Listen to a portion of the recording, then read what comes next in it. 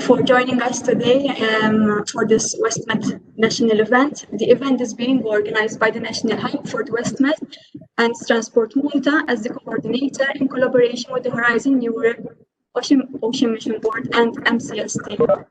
I would like to remind you all, please, to keep your microphones off. And if you have any technical issue, please direct your question to Mark Mela, who is the host, who is the moderator of this event. I would like to take this opportunity to introduce myself. I am Annabel Vella and form part of the National Hub for the WestMed Initiative. I will speak about the WestMed Initiative and our work later on in our presentation. I would like to start by thanking you all for joining us today, especially all the speakers that have contributed greatly to this event. I will now go quickly through the agenda for today. We are honored to have with us a number of keynote speakers. We will be starting off with Mr. Joseph Bugeja, the Chairman and CEO of Transport Malta, the Minister for Transport, Infrastructure and Capital Projects, Honorable Dr. Borg, who could not be with us today, but he has prepared a short video for us as well, and the Parliamentary Secretary for Financial Services and Digital Economy, Honorable Mr. Clayton Bartolo. Following their speeches, we have a short presentation on the objectives and priorities of the WestMed Initiative, followed by an overview of the missions in the Horizon Europe, and more specifically on Ocean Mission. We'll then stop for a short break at 10:30 and resume after 15 minutes. When we return, we will look at the support that can be provided through national and EU funding. We'll then have 2 more presentations on the way forward for a sustainable blue economy and common risks and joint opportunities facing the different sectors in the blue economy. Finally, we'll have a session for discussion to discuss takeaways of the day and delve deeper into the challenges and opportunities of the blue economy. Just a final reminder before I give the floor to Mr. Joseph Bugeja, I kindly ask you to switch off your microphones and please write any questions or comments you may have for the speakers in the chat. We will be taking note of them and will be answering your questions later on in the workshop sessions. I would also like you to know that the session is being recorded and you will have a copy of that. And I hope you enjoyed all the material we have prepared for you. Thank you. I will now give the floor to Mr. Joseph Bugeja, Chairman and CEO of Transport Malta. Thank you very much. Can you hear? Yes, Joseph. Thank you. Good morning, everyone. Bonjour lil kulħadd. Honorable Minister, Parliamentary Secretary, colleagues. It is a real pleasure for me to welcome you this morning for the national conference that will highlight the efforts that all of us are making to further enhance the blue economy in Malta. The blue economy encompasses all sectorial and cross-sectorial activities related to the oceans, seas and coasts. This includes sectors that have traditionally contributed to the blue economy and other various emerging sectors. Seas and oceans are a source of economic growth, job creation and innovation. And we, as a nation, are committed to continue building on our experiences to work towards the protection of our oceans and further development of the blue economy for sustainable growth in the maritime sector. The main pillars of the blue economy are coastal and maritime tourism, which is the biggest contributor of the blue economy, alongside with maritime technologies, port activities, shipbuilding and ship repair, together with all maritime-related services.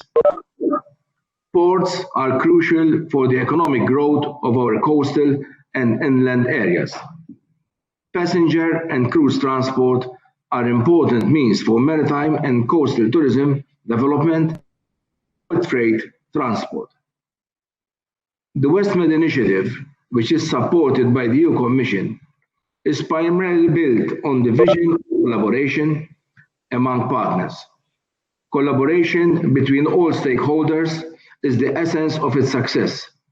Its main priority areas are a safer and more secure maritime space, a smart, resilient blue economy, and better governance of the sea.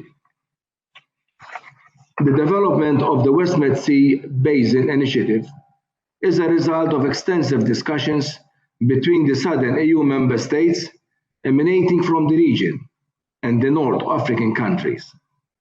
It has the scope of creating better economy of good governance in West Mediterranean region. Malta is highly committed to this Sea Basin Initiative and was one of the main promoters of its development. In fact, Transport Malta holds the role of a national coordinator for the WestMed initiative and actively contributes to discussions to the WestMed Steering Committee during meetings organized by the rotating WestMed presidency under the auspices of Digimare. Together with the National Hub, Transport Malta actively participates and works on the WestMed Action Plan with the scope to promote the WestMed initiative and facilitate the exchange of project ideas among stakeholders in the Mediterranean region. The initiative is a positive step to exploit the economic potential of the Mediterranean Sea for growth and creation of jobs. Historically, Malta has always been at the forefront in the support of all sorts of measures and policies that envisage cooperation amongst Mediterranean countries. Malta is renowned for its ability in creating the necessary bridge between Europe and Northern Africa.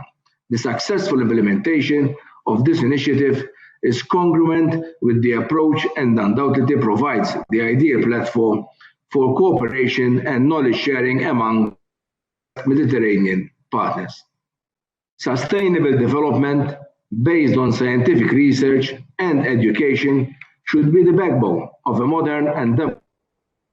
It is also of paramount importance that good ocean governance is structurally enforced not only locally, but also among the other Mediterranean partners. Today, Mediterranean countries are facing complex challenges that will shape our common future. Without further ado, I would like to thank all those involved in the organization of this important conference and encourage you to participate, share your knowledge, experiences, and challenge your existing perceptions on economic opportunities that this natural resource, the sea, can offer us. Thank you very much for your attention and listening. Thank you a lot, Mr. Bugeja, for your welcome. We now have a short video message from Honorable Dr. Borg. Good morning. The government is committed to work towards a safer maritime space, a more resilient blue economy, and more cooperation between all stakeholders. That is why Malta is proud to be one of the participating countries in the WestMed initiative, an initiative that has been created to help public institutions, academia, small and medium-sized enterprises, entrepreneurs, and local communities from both sides of the Western Mediterranean to develop local and regional maritime projects together. It is an initiative that falls well in line with the government's goal to build bridges and strengthen international relations, while building on existing and economic successes. We also share the determination to recognize the importance of innovation and to develop new sustainable concepts. Therefore, like our WestMed partners, we are committed to good governance principles and to effectively explore opportunities for the sustainable development of the blue economy. Government has every intention of collaborating with its partners to generate blue growth, blue job opportunities, and perhaps amongst the most important goals for us, to foster a better standard of living for the Mediterranean people while protecting our seas. Malta is proud to be hosting the second ministerial meeting of the UFM Blue Economy next February. The economic potential of our seas is significant, and Malta is constantly thinking about ways in which we can tap this magnificent natural resource to foster investment and achieve economic growth. According to the EU Blue Economy report of last year, the blue economy represents roughly 5.4 million jobs and generates a gross added value of almost 500 billion euro a year. In Malta, the blue economy employs around 11,000 people and generates 406 million euro in gross value added. We aim to strike balance between considerations of economic growth and our important obligations to keep our oceans clean and healthy, thus safeguarding the prosperity of our oceans by improving the health of our ecosystems and enhancing their cultural importance. Blue growth, one of the pillars of the integrated maritime policy, is the strategy that Malta deems to be the driver for economic growth, competitiveness, job creation and innovation, but also a strategy that offers sustainable growth in the maritime sectors. We are an island state, dependent on the maritime sector not only in terms of connectivity, but also in terms of employment, tourism, and the generation of wealth. I would like to conclude by reiterating our government's full commitment as a WestMed partner, as well as a main contributor to safeguard of our oceans, the sustainable development of our blue economy, and the prioritization of our people and their standard of living. Thank you.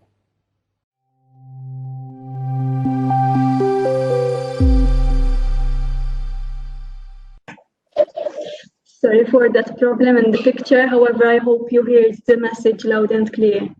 I now give the floor to Honorable Mr. Clayton Bartolo for his welcome address.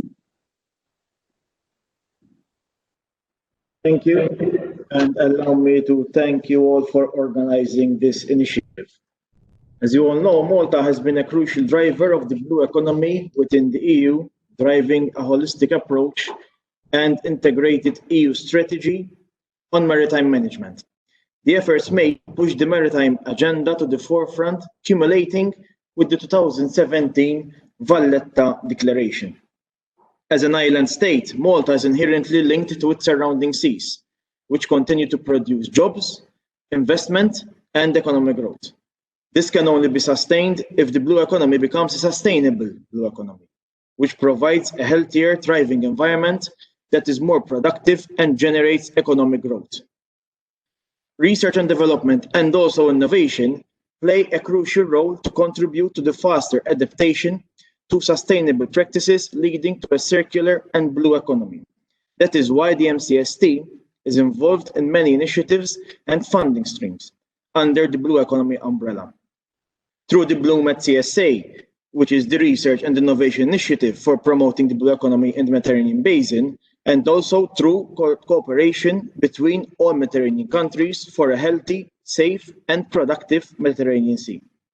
There is also the MCST, which is representing Malta at meetings of the Group of Senior Officials Working Group, an overarching body tasked with the promotion and extension of the BlueMED initiative to non-EU countries, aimed at promoting the extension of the BlueMED initiative and the related activities to non-EU UFM countries.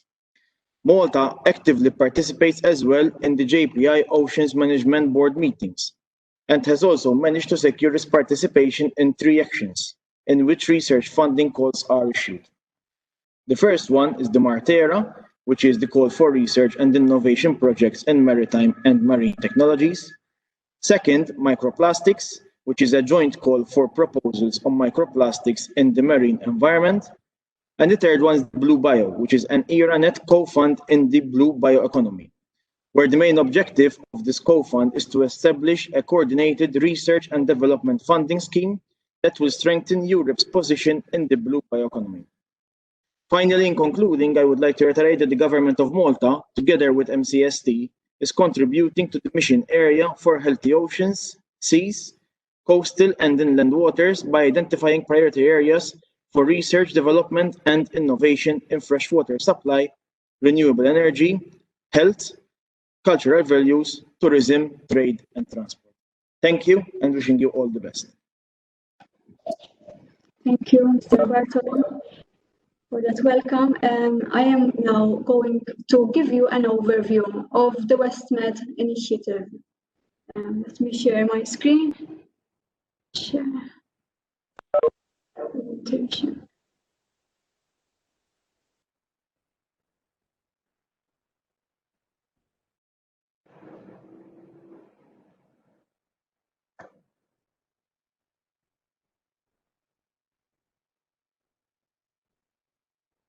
I hope you can see it now.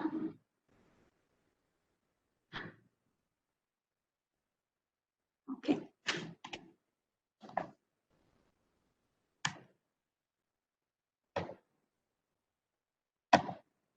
Okay, so what is the WestMed initiative? The Western Mediterranean comprises of 10 countries covering over 200 ports and terminals, 200 million overnight tourist stays in coastal areas, 700 million freight tons, 36,000 direct jobs on fishing vessels, and almost 500 protected marine areas.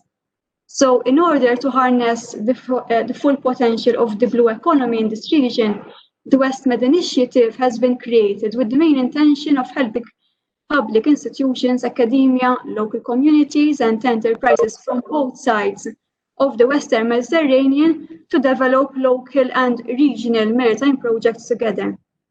This initiative is the result of years of dialogue between the 10 involved countries, which have started back in 2015.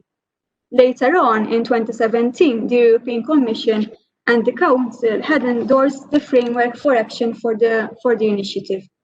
In the following year, a roadmap was adopted by the Regional Ministerial Group, in which 6 priorities,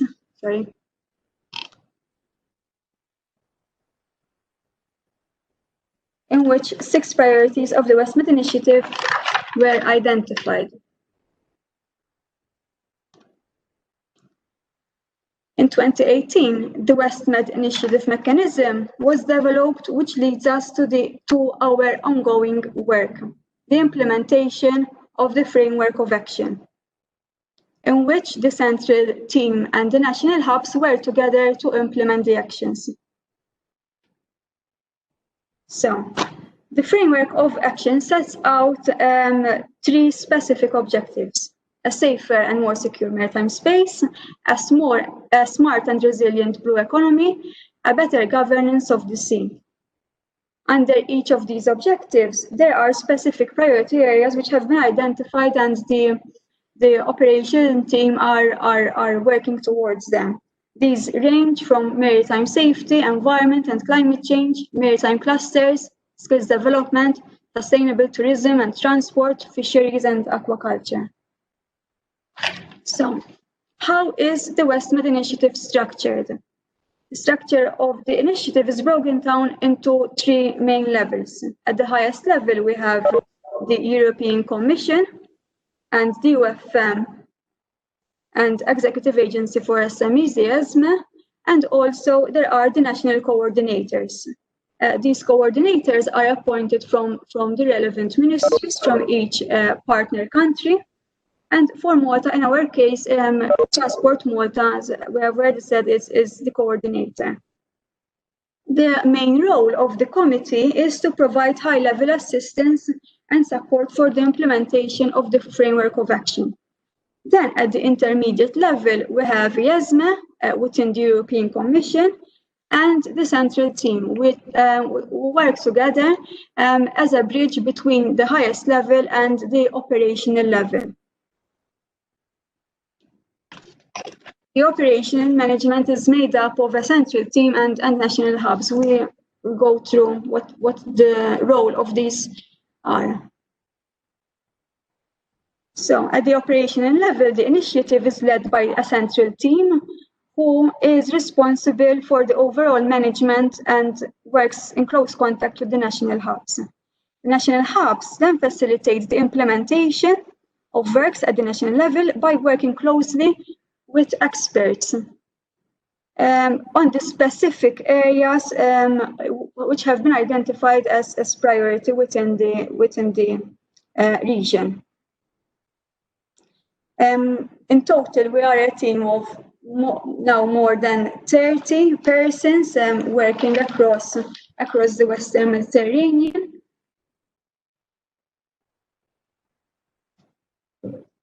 For Malta, we are a team of 3 persons, Dr. Stephanie Vella, Dr. Claudine Cordina, and myself.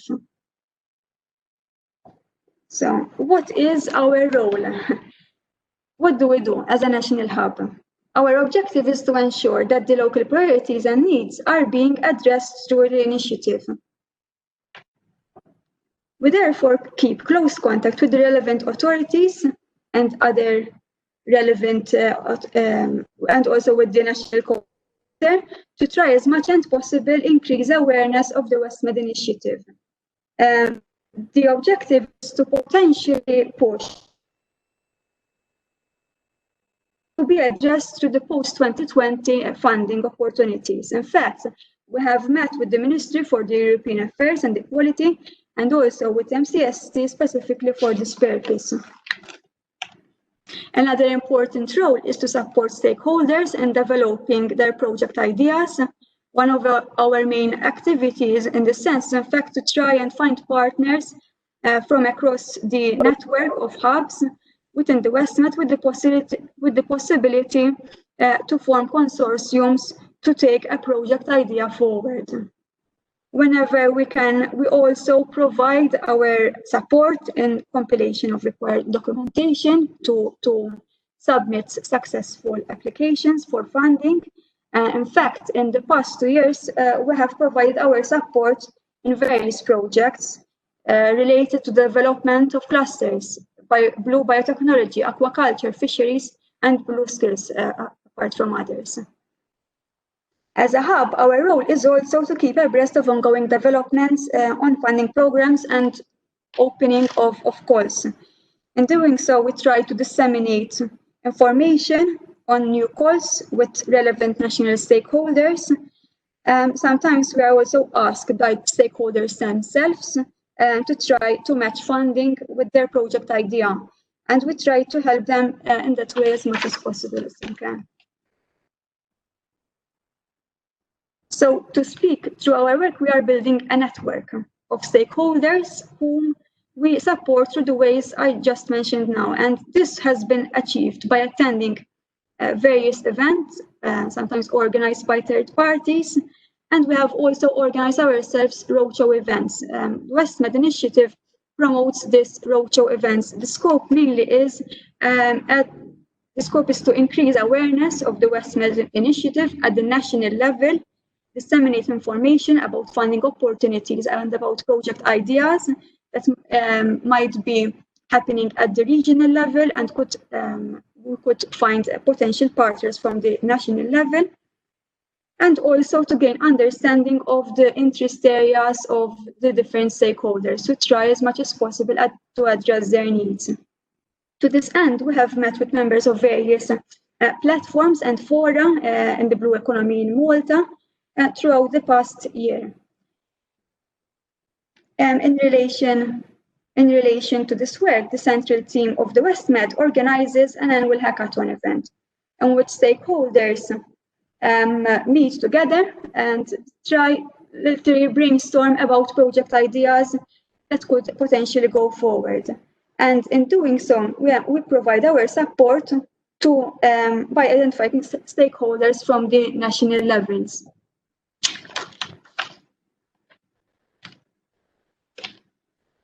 As a hub, we also compile information related to projects with the scope to be uploaded in the EMODnet Maritime Data Hub.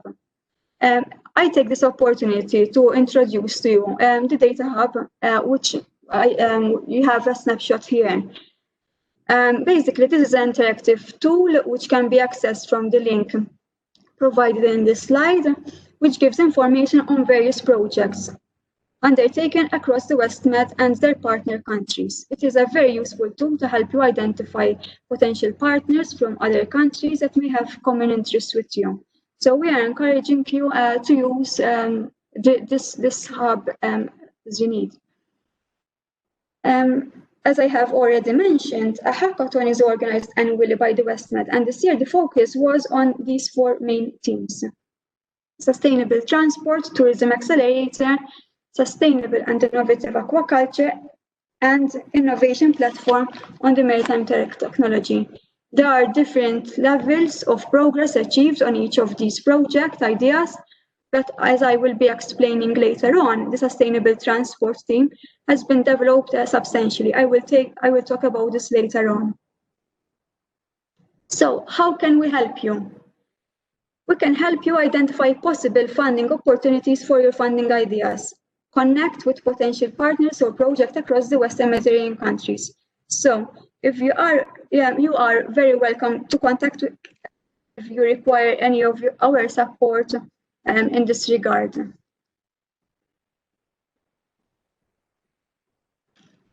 I am going to showcase now a few projects which have received the support of the WestMed initiative. The initiative, as I already referred to, set up a technical group of experts on sustainable transport and green shipping. Its main objective are to support international partnerships and development of project ideas, and also to identify specific area for further political action. Technical group are focusing on different areas with significant emphasis on LNG and alternative fuels.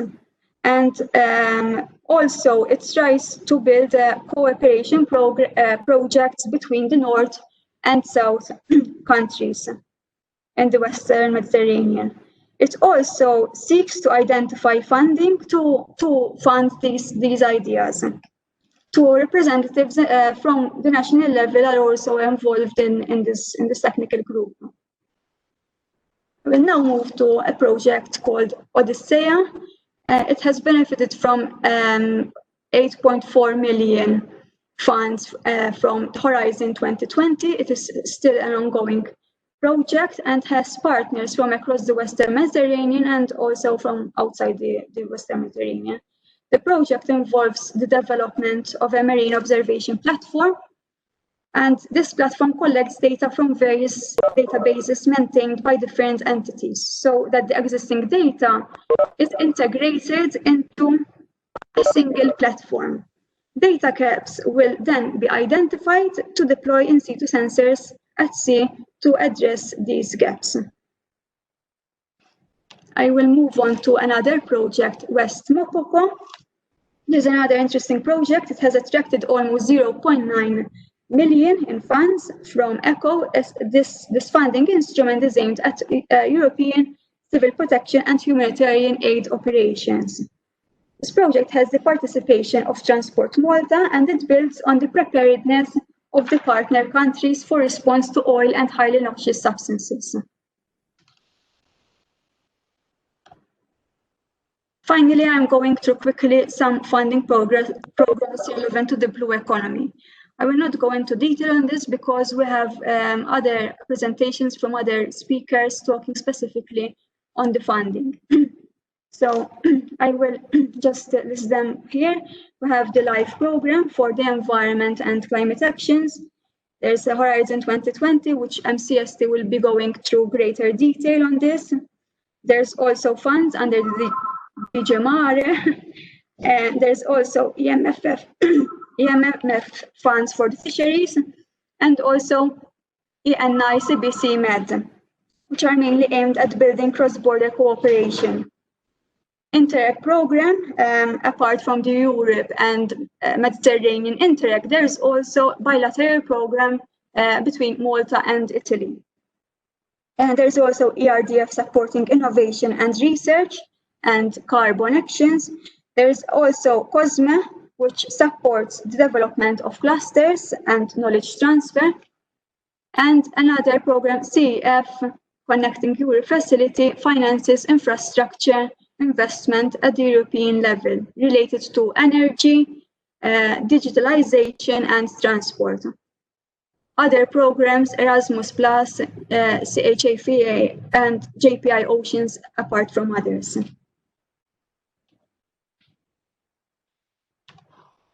I will go very quickly through some open calls.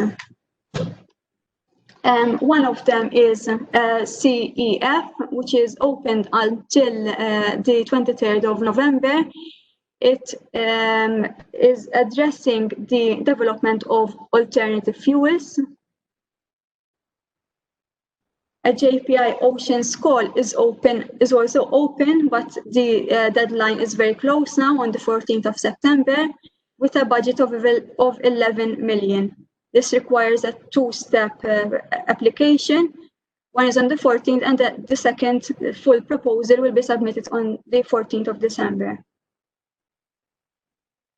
Some interesting other open calls are EMFF, which the deadline is also quite close now, on the 5th of October, with almost $500,000 budget. There's also a number of open calls under the LIFE program.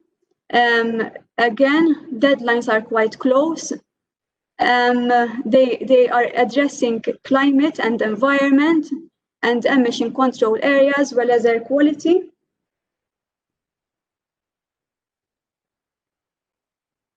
And finally, in relation to the event, a coronavirus investment initiative has been mobilized to address the impacts caused by the pandemic. This initiative allows immediate financial support from the structural funds to address the most pressing needs in response to COVID. It is giving flexibility in the use of unspent budget for other programs, such as the EMFF.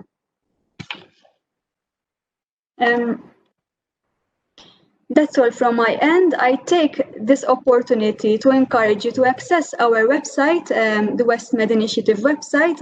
There is a section specifically on Malta in it, and please feel free to contact us, anyone of us, Stephanie, Annabel, and Gordon, or by telephone if you need to discuss any of your issues any further. Thank you for that.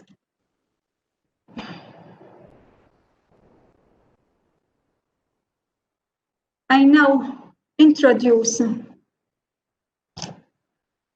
the director of the Framework Program Unit within MCST, Ms. Anthea Fabri, who will give us an overview of the mission areas in Horizon Europe.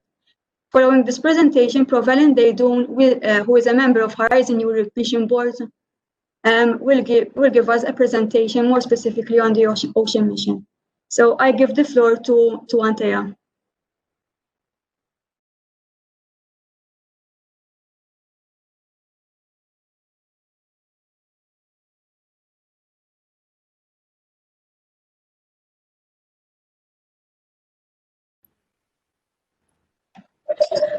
Okay, good morning, everyone. I need to show my screen.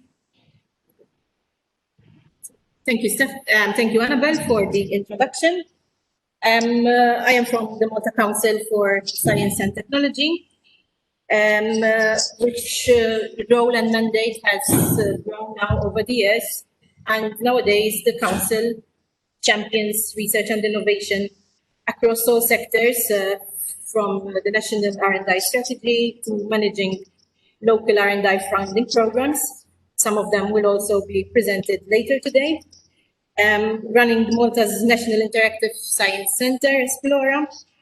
And MCST has also been the national contact point for the EU programs since Malta started participating in the framework programs. And our role is not only to assist researchers and entities to participate actively in the programs, but we also represent Malta in the program committees. In my presentation today, I'll be giving you a very brief introduction to the next framework program, Horizon Europe, and I will be introducing the concept behind the missions as well as their aims and objectives. So, as you may be aware, the current framework program, Horizon 2020, will come to an end this year, with the final calls for the program, which are related to the Green Deal, will be published later this month. Later today, in fact, one of my colleagues will also be speaking about some of these calls related to the Green Deal. The next framework program, Horizon Europe, it will start in from January next year, and this is the largest funding source to support research and innovation in the EU MFF budget.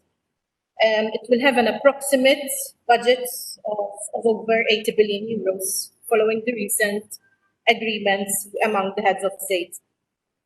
So whereas the focus of Horizon 2020 was mainly competitiveness and growth, the focus has now shifting to support the sustainable development goals. In fact, a coordinated approach in Horizon Europe is going to be necessary to ensure and maximize European added value. And all these action points here, which you can see on the slides, are aimed, in fact, at maximizing EU added value and achieving high impact. And these are going to contribute to the fulfillment of the EU priorities and commitments to achieve the goals of the program. This is, in fact, the proposed structure for Horizon Europe. At first glance, it seems, of course, very similar to the current framework program, Horizon 2020, having three main pillars and a cross-cutting area. However, there are a few novelties which are going to feature in this new program.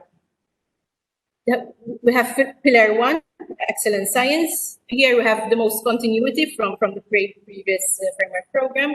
We have the European Research Council, the Maritime actions, and more to research infrastructures. Then Pillar 2, here we have global challenges and European industrial competitiveness. In Horizon 2020, we had societal challenges, and the challenges were specifically spelled out. But now these have been developed into clusters, which now show that the logic for putting such clusters together, for example, putting climate, energy together with mobility, mean that more can be achieved when such areas are brought together. Pillar 3 is on innovative use. Here we have more significant changes than the previous program. And the focus now is on disruptive innovation. And the biggest part of the budget will be for the European Innovation Council, which has been piloted in this current program. And we will also have support for innovation ecosystems and the European Institute of Technologies. Then we have the fourth cross-cutting area, which is aimed at supporting the low-performing countries, including Malta, and the aim here is to reform the R&I system. In the interim evaluation of the current framework program, 5 main areas, which of course require improvement and enhancement, have been identified, and these are foreseen to be implemented in the next framework program. So these include the support for breakthrough innovation, as I have just mentioned, the European Innovation Council, the creation of more impact through missions and citizen engagement, which I'm mentioning here in more detail.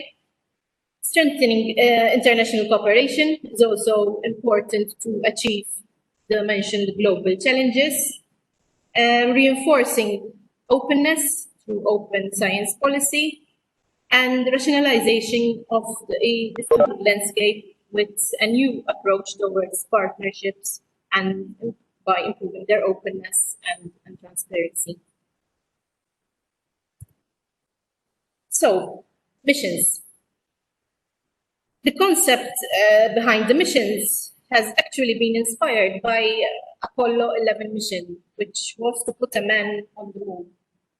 At the time, such a mission might have seemed far-fetched and impossible, but since that mission had a clear and ambitious target, a concrete timeline, people could relate to it. So it meant that it could be understood by the citizens. So using such inspiration of setting clear goals, European missions will aim to deliver solutions to some of the biggest challenges which our world is facing today. Missions, in fact, are going to be an integral part of the Horizon Europe program, but for these to have visibility and impact, they need to relate to society in general, and they have to be adapted to all citizens. Indeed, such missions have to have a commitment to solve major societal challenges, which cannot be actually achieved by a single project in the framework program. So they will, of course, require strong engagement of the member states, as well as the need to link activities across the different disciplines of the framework program. So in brief, the mission approach will steer investment towards tackling those challenges, but in a more focused problem-solving manner. 5 mission areas have been identified by the European Commission, and these have been identified in collaboration with the Council and the European Parliament. And these 5 missions, in fact, are specifically related to major global challenges like fighting climate change, curing cancer, and ensuring soil health and food, living in smarter cities. And the subject of focus today is protecting our oceans and seas.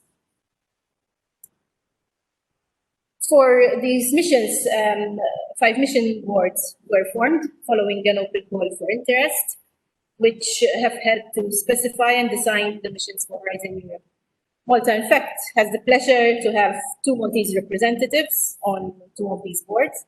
We have Professor Deidun, who is the member of the Health Oceans Mission Board, who will be speaking soon after my presentation, and of course giving us more information about the specific mission. And then we also have another Maltese representative, Mr. Bartolo, who is a member of the Climate Mission Board. So at the end of last June, each mission board had produced a report for each of these missions, which will be the base of further discussions and engagement with the citizens to ensure that such missions are relevant and can actually make a difference. The 5 missions proposed by the mission boards are those which you are currently seeing on your screens. And each of these missions have set a set of targets which are aimed to be achieved by 2030. Then the final recommendations of these mission boards will be presented during the European Research and Innovation Days, which is going to take place this year between the 22nd and the 24th of September. And it's going to be a totally virtual event, which I also encourage every one of you to register to and follow.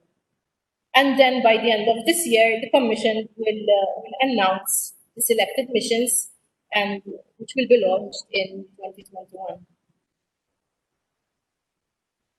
So what are the characteristics of these missions? So each proposed mission must have a strong visibility and impact.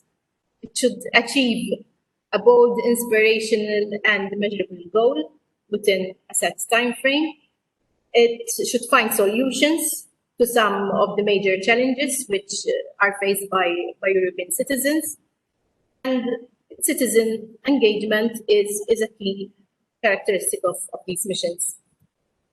In fact, involvement of European citizens in shaping these missions is also very essential. The missions must, in fact, make it easier for the citizens to understand the value of of the investment of research and innovation. As we mentioned, this program will have a budget of over 80 billion euros, so citizens need to understand why such money is being invested in research and innovation. So missions, they're not only for the researchers and scientists and entrepreneurs. So the citizens will bring along a wide range of perspectives and experiences, and their input will enrich the targets and the program of the missions. So citizen engagement is going to be a continuous process, not only for the design of these missions, but citizens' priorities have to be taken into account when concrete actions are being defined, and also when the missions are going to be assessed. And this is showing that the EU is committed to achieve real change by motivating the citizens to understand that action needs to be taken on soil, climate, smart cities, cancer, and of course, oceans and seas. I have a short video. Everyone has a mission: to strive for what seems impossible. Missions drive us beyond our limits, and they produce a lasting impact on the lives of others. This is why the EU will adopt ambitious EU missions, a commitment to solve major societal challenges, like curing cancer, fighting climate change, living in smarter cities, ensuring soil health and food, and protecting our oceans. Each EU mission will have a specific time frame and budget depending on how difficult the challenge is, and it will spark innovation across sectors to deliver effective solutions. But to do this, we need you. EU missions are not only for scientists and entrepreneurs. Anyone who wants to contribute to a better future can get involved. By choosing specific missions, by implementing ambitious projects, by assessing their results. Your participation will make a difference. By working together, we can achieve much more. Let's fulfill our EU missions. Participate now.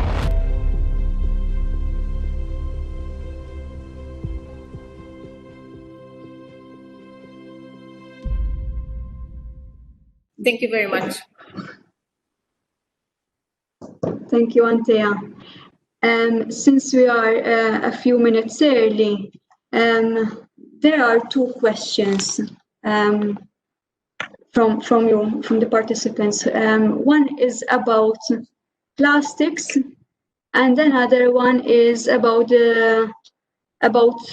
how the regional priorities are set up by the steering committee of the WestMed initiative.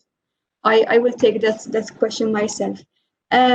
The regional priorities are set up at the steering committee level, and as I explained earlier on, the steering committee is made up of the European Commission, representatives of the Commission, and the ESMA, as well as the national coordinators. So the national coordinators discuss at the national level with the national hub. However, it's a political process whereby the final decisions are taken at the steering committee level, which as a national hub, we are not directly involved with it. We're rather consulting rather than that. I hope that answered your question, Lisa. And there's another question regarding plastics that was mentioned by Mr. Clayton Bartolo. I don't know if maybe someone from MCST could address this question. Manya Russell is asking, could you please provide some more information about the microplastics that Mr. Bartolo mentioned, please? I don't know if someone from the MCST can answer that. Hi, my name is Gilbert. Basically, during my presentation as well, I'll be mentioning this. There's the microplastics call. under the JPI Oceans. And basically, we are participating in a project called Andromeda, which focuses on the development of analysis techniques for quantifying microplastics, which are degrading the marine environment.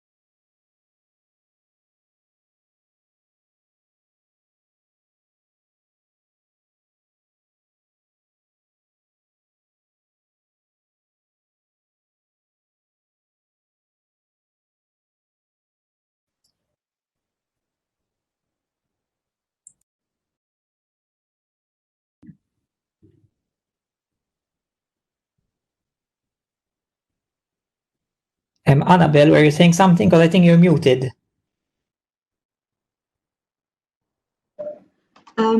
If there's anyone who would like to ask a question, we have like 4 minutes for questions because Deidun still needs to connect with us to deliver his presentation. So if you have any questions, please raise your hand and go ahead and ask.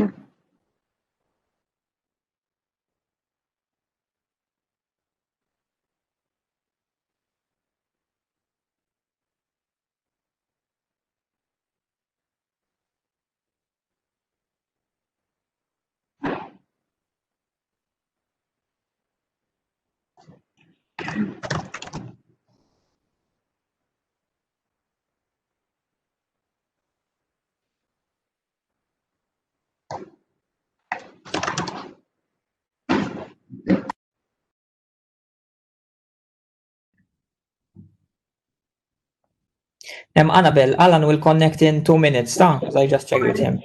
Thank you. Thanks a lot.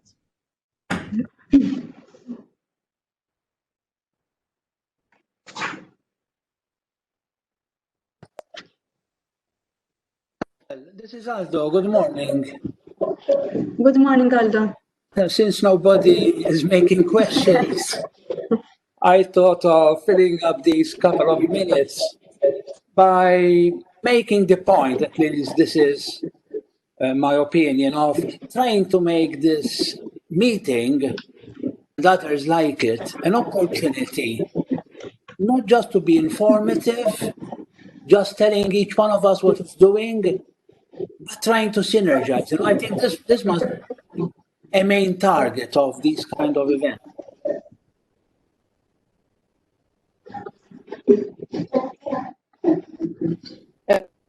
It goes to also collaborate a lot, but still, I would like to ask them how much are they trying to synergize the different instruments, the different initiatives, because there are so many different initiatives going on.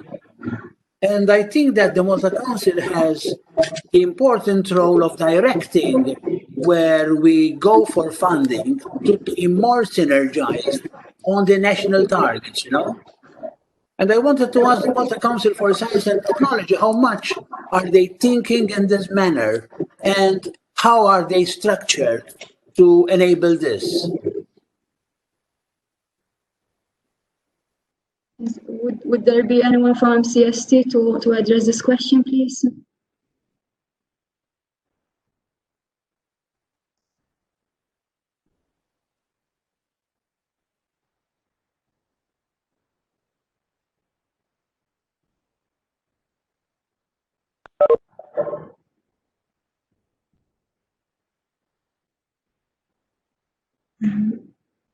Anthea, maybe, if you can help with this.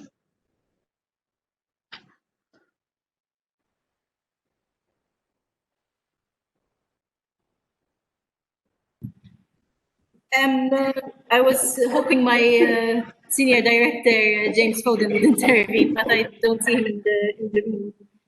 Well, we, of course, as you might be aware, Professor Drago, we are currently in the process of launching the new R&I strategy for 2021, which will show the direction where we are hoping to go.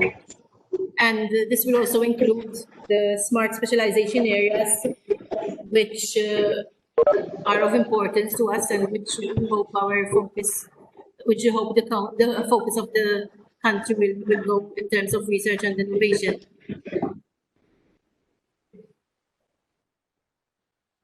All right. I suggest we go for a short break, coffee break now, and then we'll take around 15 minutes, and then we'll do the presentation by Ellen just after the break. So we'll meet you at 10:15. All right, we'll see you later. So I can share my screen. Sure, go on. Thanks.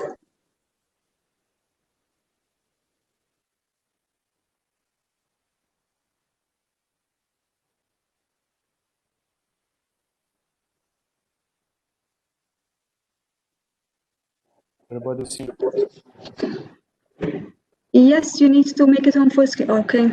Yes, yes. Okay. So, good morning, everybody. I will be basically giving a short presentation about one of the EU's 5 mission boards.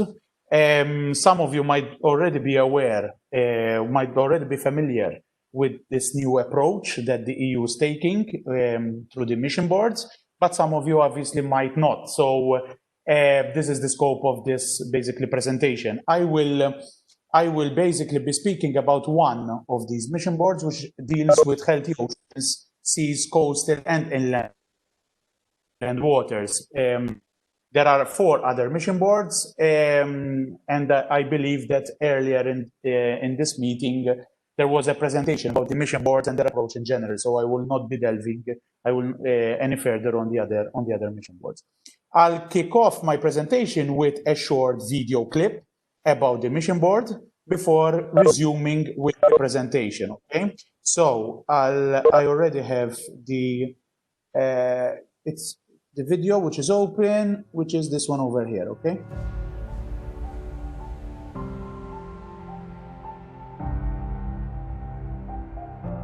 You see, my child, water is all around us, from the mountain stream to the deepest ocean. Water is life, oxygen, food, energy. Water is beauty when it's not mistreated. Yet nature has a way of fighting back. Go see for yourself, my child. It's scary out here. The ocean is so powerful. My teacher says it regulates weather and absorbs carbon emissions. That's good for the climate. The ocean is the guardian of our past, home to amazing treasures and life. There is so much below the surface, mysterious and vast. We know so little, so we keep exploring, looking for answers and solutions. Our ocean, our seas, our coasts, our rivers, they give us so much. Food when we are hungry, peace and refuge when we are troubled, healing when we are ill, opportunities for new adventures. It's time we restore harmony with our ocean and waters. Our mission is to protect our life support system. Sail with us on a great exploration of our blue planet. Together, we can heal it.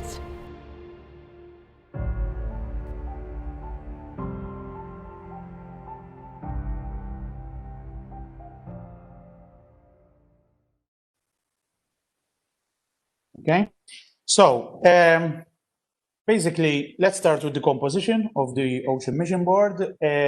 Basically, the Ocean Mission Board consists of a pool of experts, around 15, which have a healthy mix of backgrounds.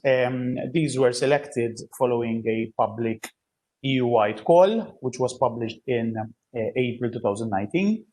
And the composition is represented by marine scientists of different backgrounds, economists, mainly environmental economists, policymakers, including former MEPs, private and public consultants who have even done work for the UN, representatives of European environmental NGOs, and even representatives of a number of stakeholders, notably fishers. So you could say that there's basically everyone at the table when we have meetings of the mission board. This is in fact one of the very first group photos, which was taken at the Innovation Days, at the Science and Innovation Days in Brussels in September 2019. I believe this was just the second meeting of the EU Mission Board. And you could make out Pascal Lamy, who chairs this mission board, who is former CEO of the World Trade Organization, Siggy, who I believe some of you know as well. And then you have the director of OGS over here, Genevieve Pons, who was a former director of the WWF, Darko, who is an environmental economist who has worked for the UN, and even a number of other people from different DGs, like John, I believe John Best, who is from DG Research and Innovation, and so on and so forth. Okay. Laurie Evans, a former DMARE director. Okay, so it's quite an interesting group. Gesina, who was a former MEP as well, and who headed for quite a long time the Syrica group. Syrica group was a European Parliament group, which was an inter-parliamentary group, basically having representatives from different political groupings within the European Parliament dealing with the sea. So it was quite an achievement to set up this Syrica group, which was quite active and which is still active, even though Gesina is no longer an MEP. So we have regular board meetings in Brussels. We've had 8 physical or remote meetings because of COVID, obviously, since September 2019. We've also participated in special ad hoc opportunities, such as the European Innovation Days, for example, which took place in Brussels, 25th, 26th September, like the Paris Peace Forum, 11-12 November 2019, the Second World Sea Forum, which was held recently in Bizerte, Tunisia. And we have regular liaison with EU DGs, RTD, MARE, and ENV, and Environment, and with the European Parliament, as I said, mainly through the intergroup Syrica. We also have regular liaison with the Assembly. What is the Assembly? The Assembly is a group of experts which sort of advises the mission board. There's some top-notch experts over there as well. And member states representatives, even through some activities sponsored by the member states themselves. For example, the Austria sponsored the Vienna Mission Cafe in January 2020. You might say, what does Austria have to do with such a mission board, given that that Vienna is a landlocked country? Remember that the mission board, the title is Seas, Ocean, and Inland Water. So even inland water fall within the remit of this mission board. As you see, we have a number of activities, of actions which we're proposing, which deal with rivers, for example. So we're dealing with the aquasphere. We're no longer using the term hydrosphere, but a new term is being proposed, which is aquasphere, which is more inclusive, and so on. We needed to get America which do not have a coastline on board, because some of these countries were quite skeptical about financing this mission board, namely Hungary, Slovakia, Austria, and so on. So obviously, there's a number of actions which deal with inland waters as well. Even Finland, which does have a coastline, obviously was quite concerned since it has the largest number of lakes on the European continent. So for Finland, even though it has a marine component, the freshwater component is still very, very important. And so as to allay these fears, obviously a number of proposals were made about inland waters as well. There's regular, and this is very important, the second point, regular liaison with other missions, namely through DGRTD and the chair, Pascal Lamy. So the chairs of the 5 mission boards, we are represented by Pascal Lamy, regularly meet between themselves so that all the 5 missions obviously move in tandem. Not one mission steams ahead and the other missions obviously lag behind. There's regular liaison with relevant lobbies as well, such as IOC, UNESCO, Ocean Energy, Europe, Business First, and so on. We have had presentations, even late at night, in Brussels by representatives from these entities. IOC UNESCO, for example, gave us a very good presentation about the upcoming decade for ocean sciences, which is obviously UNESCO's responsibility running between 2021 and 2030. Regular liaison with youth, for example, through the European Youth Parliament and European Youth. Just a sec, I'm sure, can you still see my presentation? I think it went, I need to share again, perhaps, let's see. Yes, we're seeing your face now. Okay, so for some reason, it stopped sharing. So I'm sharing again, okay, we're on track.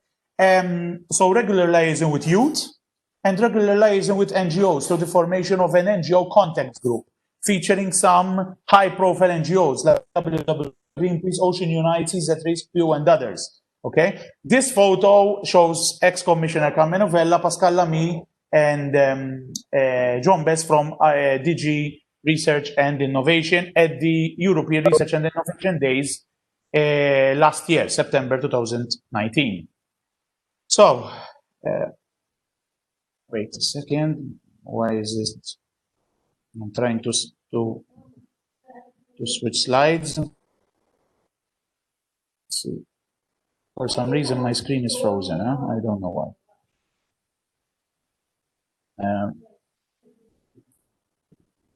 Now, okay, we're back on track. So the starfish has been chosen as the sort of mascot of this mission board.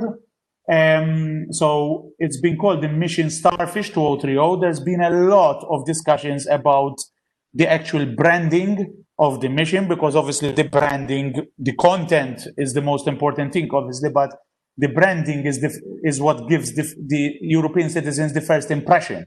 Okay, so there's been a lot of discussion, and I'm glad to say that my idea to choose a starfish was actually taken on board.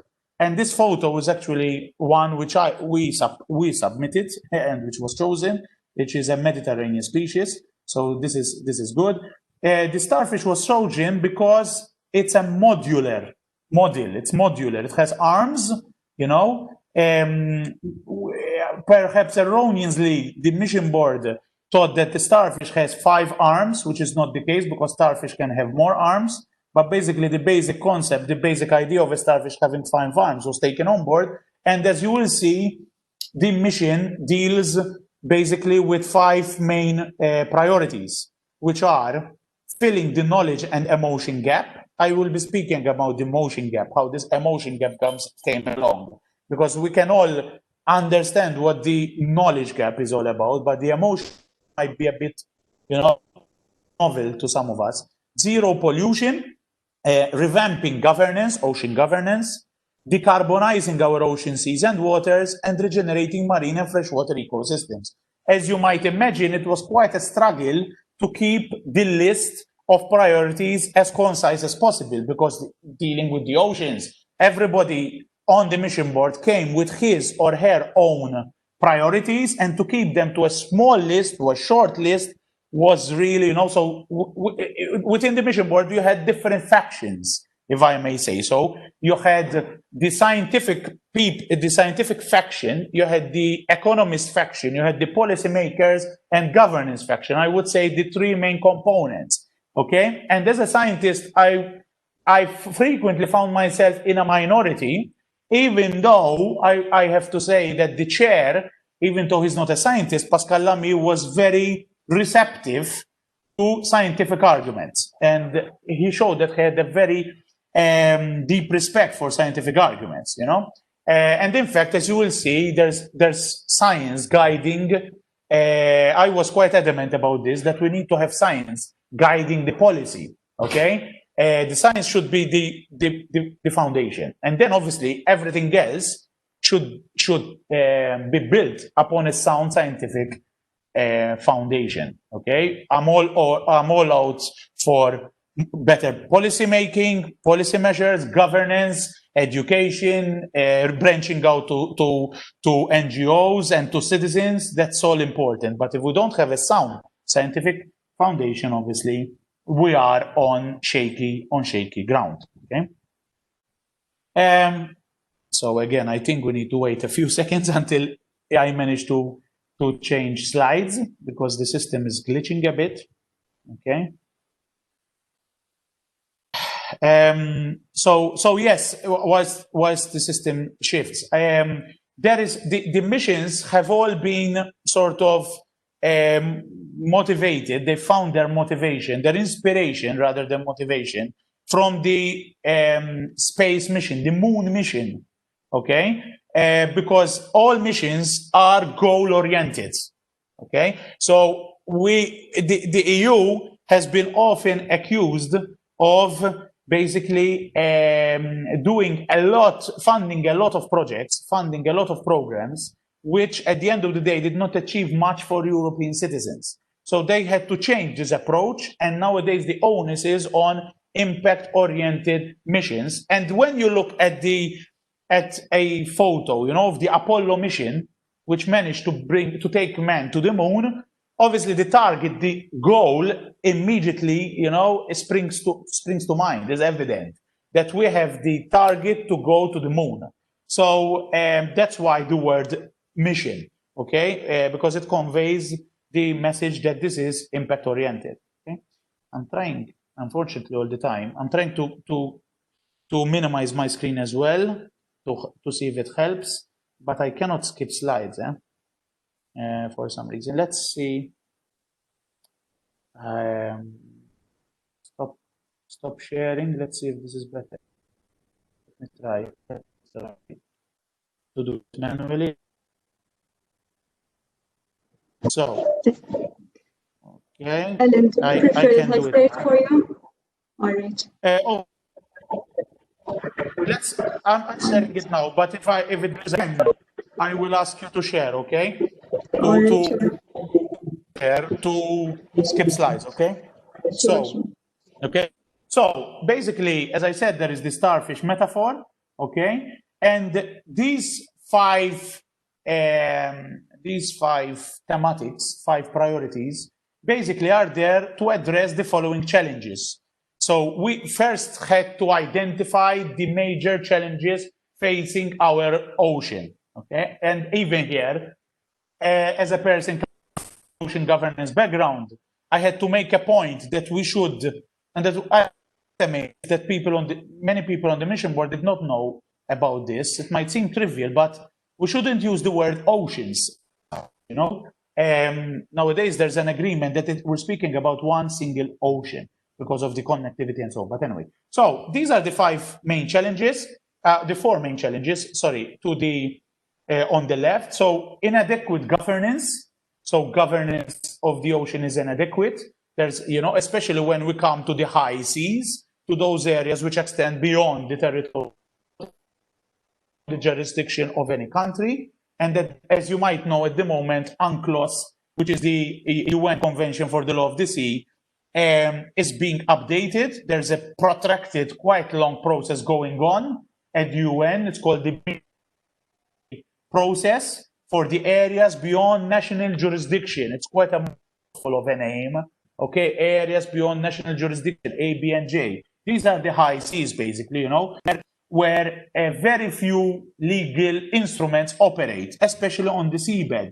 And this is of concern since we live in an age where deep sea mining has come of age. Okay, so we need to safeguard deep sea biodiversity before it becomes a free-for-all, before these contractors come in, start extracting from, without any idea of what the environmental impact is.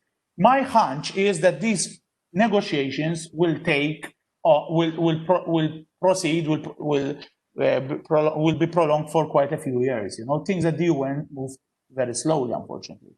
But anyway, we're getting there, you know. And I know that IOI people, especially Antonella Vassallo, managing director, is following this talk. And here I have to pay tribute to what the IOI has done, because obviously the International Ocean Institute is the mission of the International Ocean Institute, whose headquarters are in Malta, and we have a training center here in Malta, is basically to promulgate, to promote global ocean governance, and obviously the UNCLOS and the updating of UNCLOS and so on. So Malta obviously has quite a big say in this through the IOI. And recently, as you might know, we had that excellent news that Professor David Attard, you know, was through a full vote, I think 160 votes or 163 votes out of the 163, obviously was elected to ICLOS. Okay, so to the basically to this important high-profile board on ocean, to this court, basically. So, inadequate governance, unsustainable human footprint. Here we are generic. We had to be generic because there's so many impacts that to group them together. So that unsustainable human footprint groups together pollution, fisheries, tourism, and whatnot. Okay, shipping, whatever, all the impacts that you can have there. Climate change and acidification, and lack of understanding and connection. This might seem quite trivial, but it's not. It's actually the first challenge that the men in the street, but not only the men in the street, even policymakers, unfortunately, do not fully understand the repercussions of some of human actions, okay? So ocean literacy, if you want, you know, we first have, you cannot protect something which of which you are not aware, the importance of which you're not aware, okay? So, good, I managed to switch, okay? So why should the EU care about the ocean? Why should we care? Why did the EU choose the ocean to be one of its 5 missions? Basically, the European Union is an ocean and seas union. It has a coastline of over 55,000 kilometers, longer than the coast of Russia and the US combined. And it has the largest combined exclusive economic zone, EEZ, you know, in the world, mainly because of France and the UK. Okay, the UK now, we've lost the UK. But still, with France, France has a lot of offshore territories, okay? So, in addition, 70 European countries have a catchment area which exceeds 10,000 square kilometers. And around 40% of the European population lives in coastal areas. And for a large portion of the population, marine and freshwater environments are interlinked with their culture, identity, and the sense of belonging. Nowhere in Europe, not even the Alps, is too much detached from the sea. Even there's parts of the Alps which are called the Maritime Alps, you know, where you actually feel the influence of the ocean, of the Mediterranean Sea. Our sea at the end of the day, okay, we have experienced the sea. It's not like Asia, where large chunks of Central Asia, where people have never visited the sea. They've never actually been to the sea. They've never seen the sea. Okay, we've always been a culture, a civilization, European civilization of seafaring people, okay, who have traveled through ships to other continents and who have explored other continents. So if you see India, you know, Africa, the Americas, Australia, they have all been visited by Europeans in the age of exploration. Okay, so we've always looked at the sea to expand our horizons. So regenerating our ocean, seas, coasts, and waters, which is the main overarching objective of the European Mission Board, is in the interest of and for the benefit of European citizens and the Union as a whole.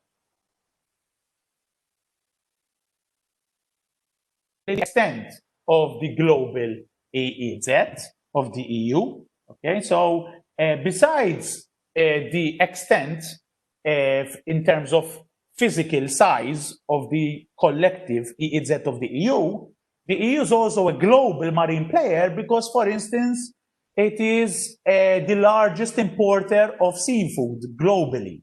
Okay? It imports seafood in terms of volume much more than any other country or region of the world. Even in terms of shipping, in terms of some of the most important shipping registers are also European countries. Okay, so I had to make this point because when it comes to some other missions, people don't ask about why, about the why. For example, cancer, about climate change and so on. But for the ocean, people actually ask, why is the EU so interested in the ocean? We also had to take stock of the SDGs, the Sustainability Development Goals, obviously linking them with SDG 14. The SDGs, for the first time, we have an SDG, we have a goal, a global goal, which is dedicated entirely to the ocean, contrary to the Millennium Development Goals, to their predecessors. And here you can see the intensity of the links between SDG 14 and the other SDGs. And you could see that SDG 14 is intrinsically linked with most other SDGs. And we had to take cognizance of this whilst we are working, obviously, on the first mission statement and the first report of the mission board.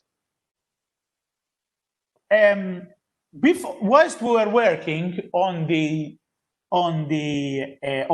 first draft of our report, we had to take stock of the elephant in the room, which was COVID. So COVID came around, and our work had to temporarily be put on the side burner because the EU Commission was asking all 5 mission boards to show how each mission board, the actions of each mission board can contribute to a post-COVID-19 recovery plan, to this multi-trillion, I think it was something like 100 trillion recovery plan announced by the EU Commission.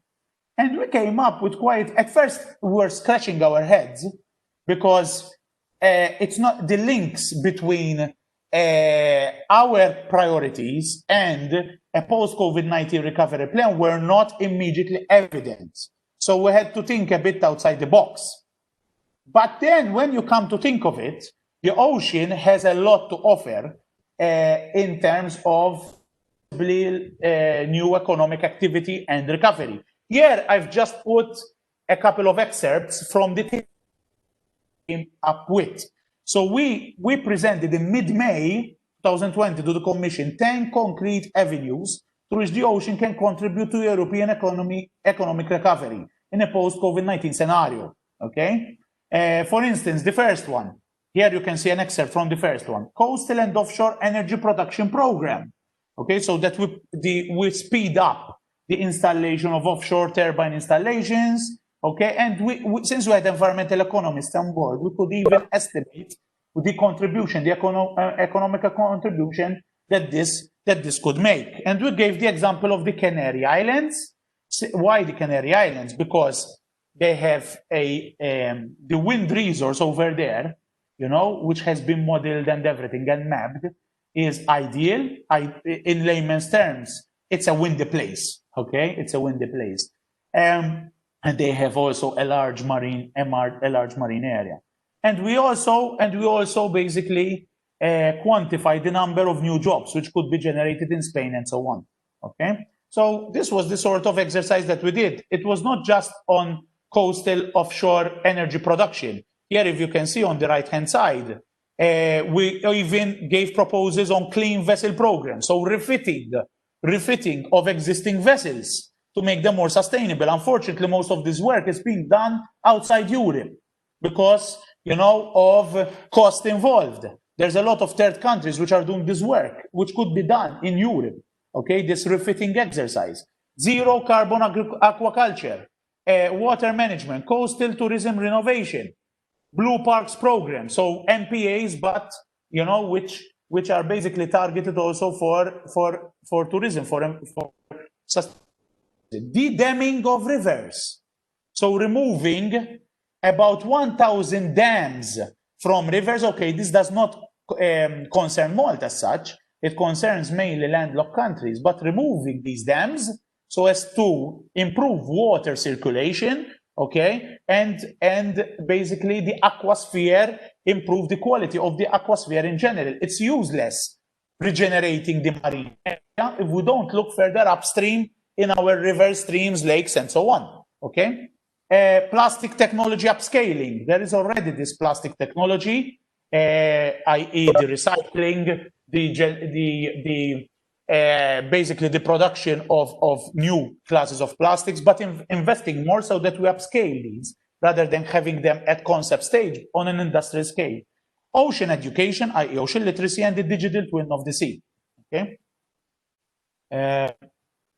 I think you need to, yes, switch slides for me, please, because it's glitching once again.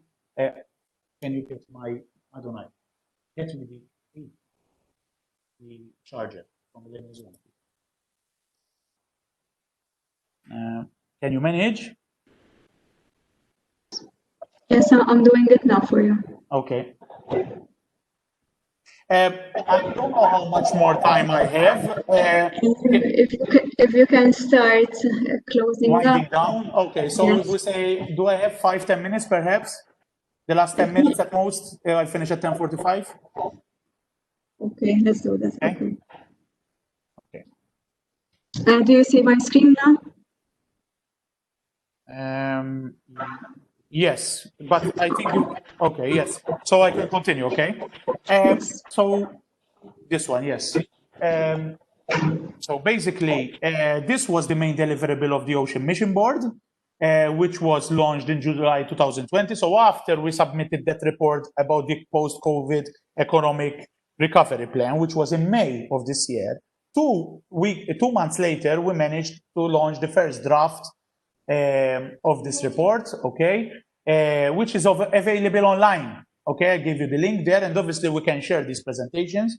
I have no problem about that, but you can read this report. Next slide, please.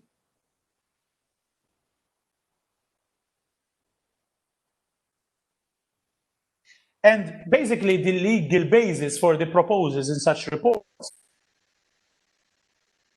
3 legal pillars, if you want. So, and inspirational, okay? We needed to be ambitious, and this was a point which was continuously being stressed by our chair. Some of the mission members were proposing something which was not ambitious enough. We were basically shot down, okay? We had to be ambitious and also measurable, accountable. So all our targets, and I'm going to give you some of the targets, which are, all of those targets are in the report, okay, which is online, had to be measurable, okay, what we can achieve by 2025 and 2030, basically. Next slide, please. So these are the 5 objectives. If you remember the 5 arms of the starfish, and these are the targets for each one. So filling the knowledge and emotional gap, for instance, the targets that each citizen becomes a citizen of the sea, and marine and freshwater observation is streamlined and accessible to all via digital twin of the ocean and all waters. So making use of, because Europe is already a global leader in ocean observation, okay? We have obviously things like SMEMS, okay, Copernicus and so on. So it's useless to reinvent the wheel. It's important to obviously streamline, to put more money in this, and to put all the instruments together, okay? Regenerating marine and water ecosystems. So, for example, that 30% of all European waters are highly to fully protected. This is in line with the UN's 30-30 target, that by 2030, 30% of all global waters are included within MPAs. Active regeneration of 20% of degraded habitats, renaturalize rivers and waters, and end overfishing through, for example, an end of harmful subsidies, which is in line with SDG 14. Zero pollution, zero plastic litter generation.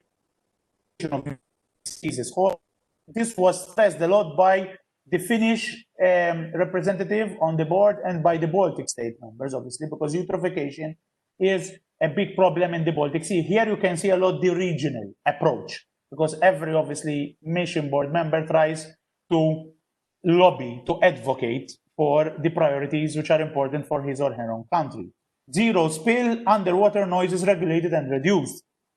Then decarbonizing our ocean, seas and waters, climate neutral maritime transport. The European NGO representative on the Ocean Board was especially emphasizing about this, the green shipping, which is obviously very topical nowadays. Support energy transition through renewable low-impact ocean energy, zero carbon aquaculture, blue biotech. So most of these areas, as you will see, are in line with blue growth strategy of the EU. Climate neutral blue tourism and revamping governance and integrated EU system of ocean and water governance and EU leadership for effective global ocean governance. So in total, there are 5 objectives and 17 targets. Next slide, please. So I will be going quickly through each arm. So the zero pollution one, as you see, I'm not going to read everything here, just picking on some salient points. There are some targets for 2025, some targets for 2030. 2025, for example, we have zero plastics pollution to be piloted in the Mediterranean Sea and its main river catchments.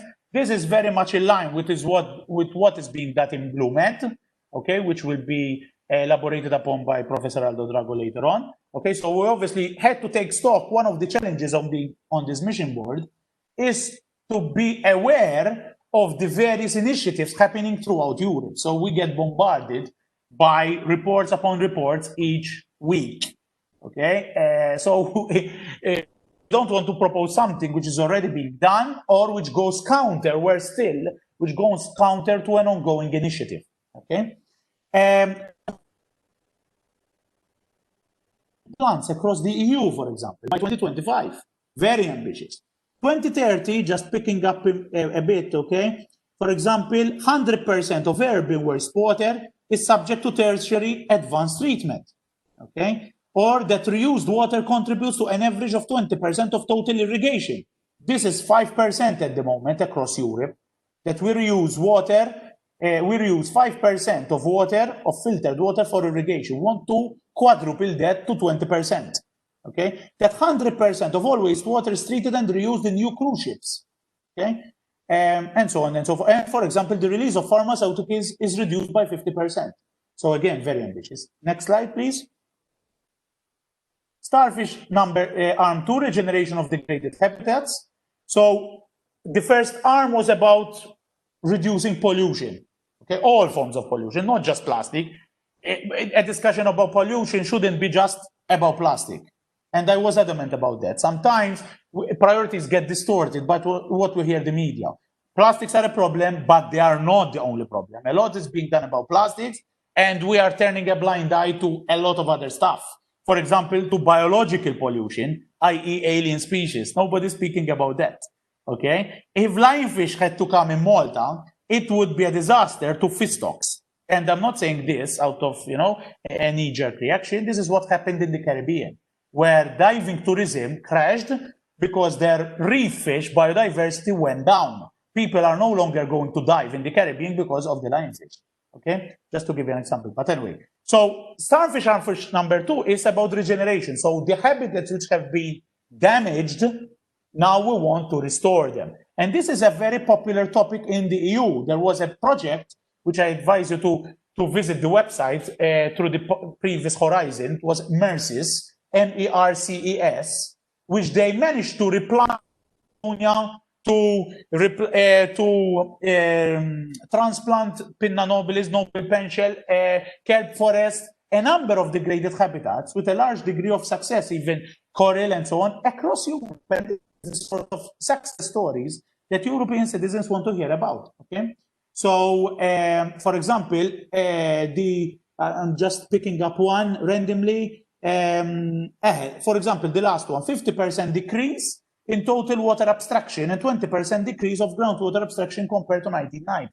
Okay, here I had to be quite careful about reverse osmosis because obviously reverse osmosis is very important for Malta, and then I stressed the point that the ocean is not just a good source of food, but is also a good source of fresh water, drinking water, especially for arid countries like Malta and Cyprus. Okay, next slide. Starfish arm 3, decarbonizing. Now it's about energy efficiency, reducing carbon emissions, and so on. Okay, so more renewables, decreasing impact footprint of shipping and aquaculture, and so on.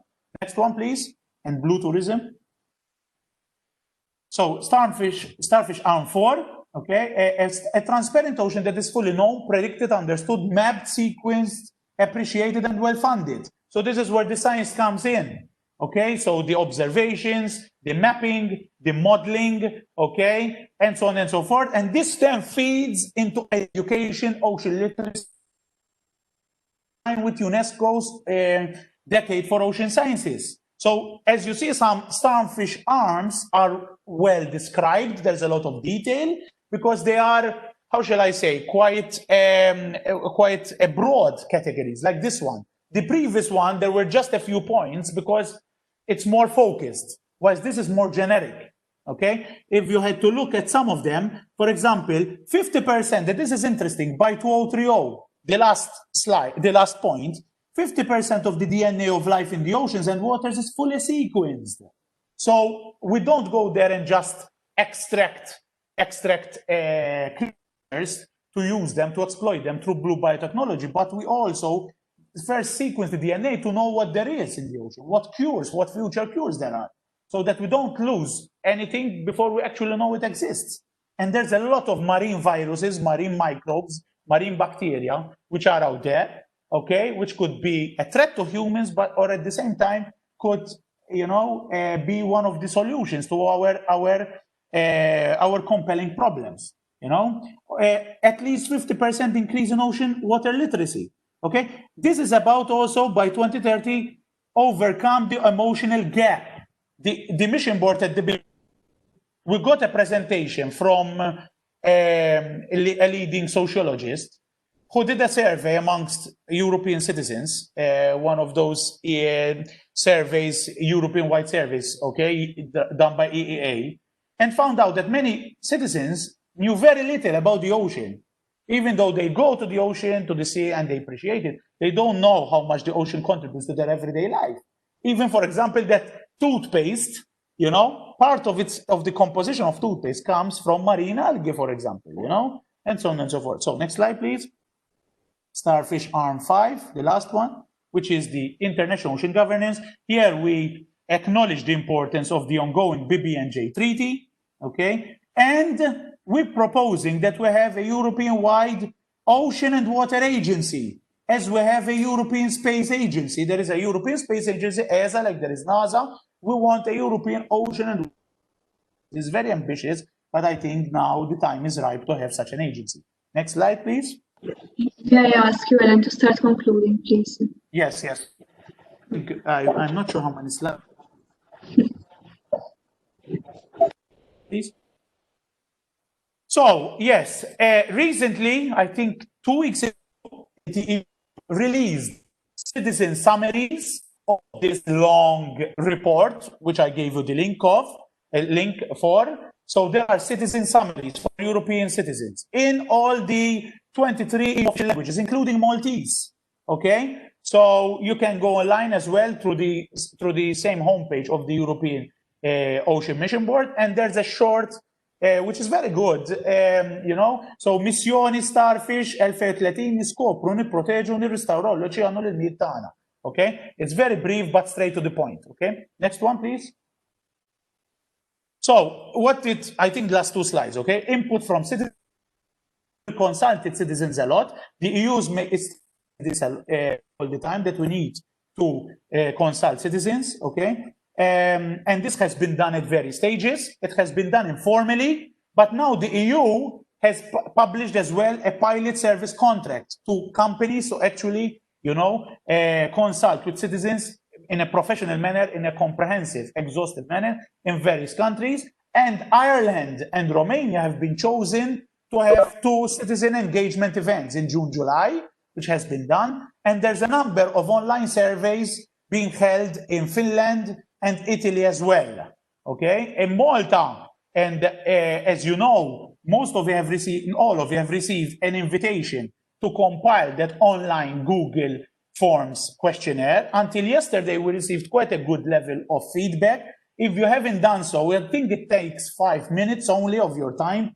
So please, there's a coffee break. Whilst you're sipping coffee, we would appreciate if you could, you know, contribute to this. We want to fly the Maltese flag. I want to fly the Maltese flag at the mission board. I don't just want other mission board members saying, listen, we've consulted our stakeholders. You know, I specify that in Malta, we're not going to consult citizens. We're going to consult stakeholders. We're taking a different approach, and the mission board is fine with that. Okay, because we don't have funds to actually do something for all of Malta. And having such a pool of experts as yourself here is very representative of the local maritime stakeholder community. So that's why I immediately branched out to WestMed, to actually have this presentation. So please, my last appeal, try to give us your feedback by this afternoon so that in the discussion at the end, we can discuss the results, okay, of your feedback. Next slide, please. Input from the assembly, pool of experts on the sides of the mission. And they came up with these three questions, okay, which are very similar to what we gave you in the questionnaire, basically, okay? And in bold, they emphasize that citizen engagement and storytelling needs to be at the heart of the mission. When we say storytelling, it's obviously not at a trivial level. When we say storytelling, is getting a complex issue like ocean acidification, breaking it down in a language which citizens, European citizens, can understand, so that they know where, and they can understand why the European Union is publishing a Horizon Europe call on ocean acidification. They know where their tax money is going. Next one, please.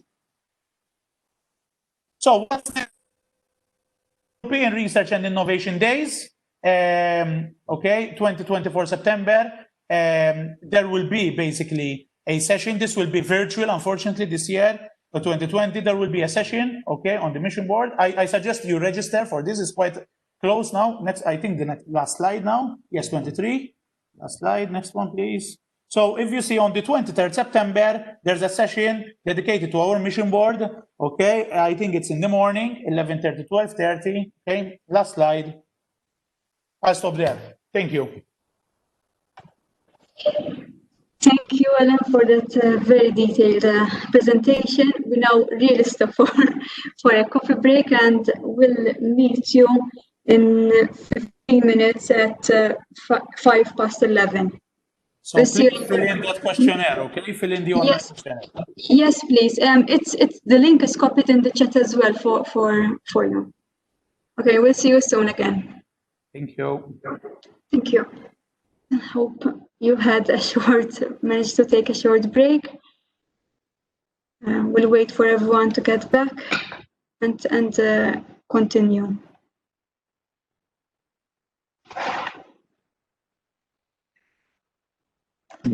Presentation.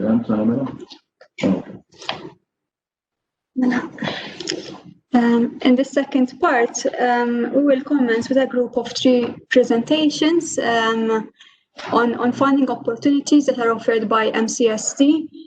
We have a presentation by Stephen Frigeria, another one by Gilbert Gauci, and Ms. Claudine Dimech. We can start off by the presentation of Stephen, please.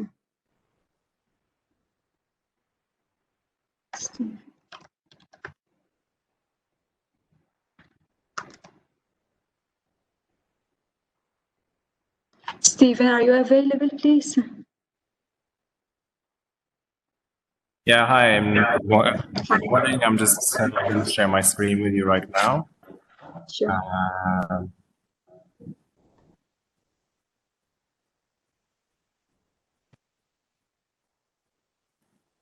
Just confirm that you can all see my screen. Yes, we can see it, Stephen. Great. Okay. So I will just start. So yeah, good morning, everyone. My name is Stephen. I'm part of the Horizon 2020 unit within MCST.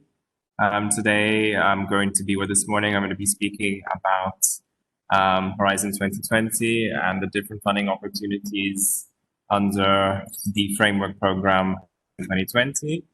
And also discuss about the Green Deal, which is very relevant to the blue economy and to marine initiatives as well in Europe and regionally speaking as well. So first of all, I would obviously want to discuss about what the framework program Horizon 2020 is. So we were discussing previously about Horizon Europe, which will start in 2021. Horizon 2020 will be ending towards the end of this year. But since 2014, and it has funded around 80 billion euros in funding, which will end this year. And basically, it is split into 3 different strands: excellent science, industrial leadership, and societal challenges.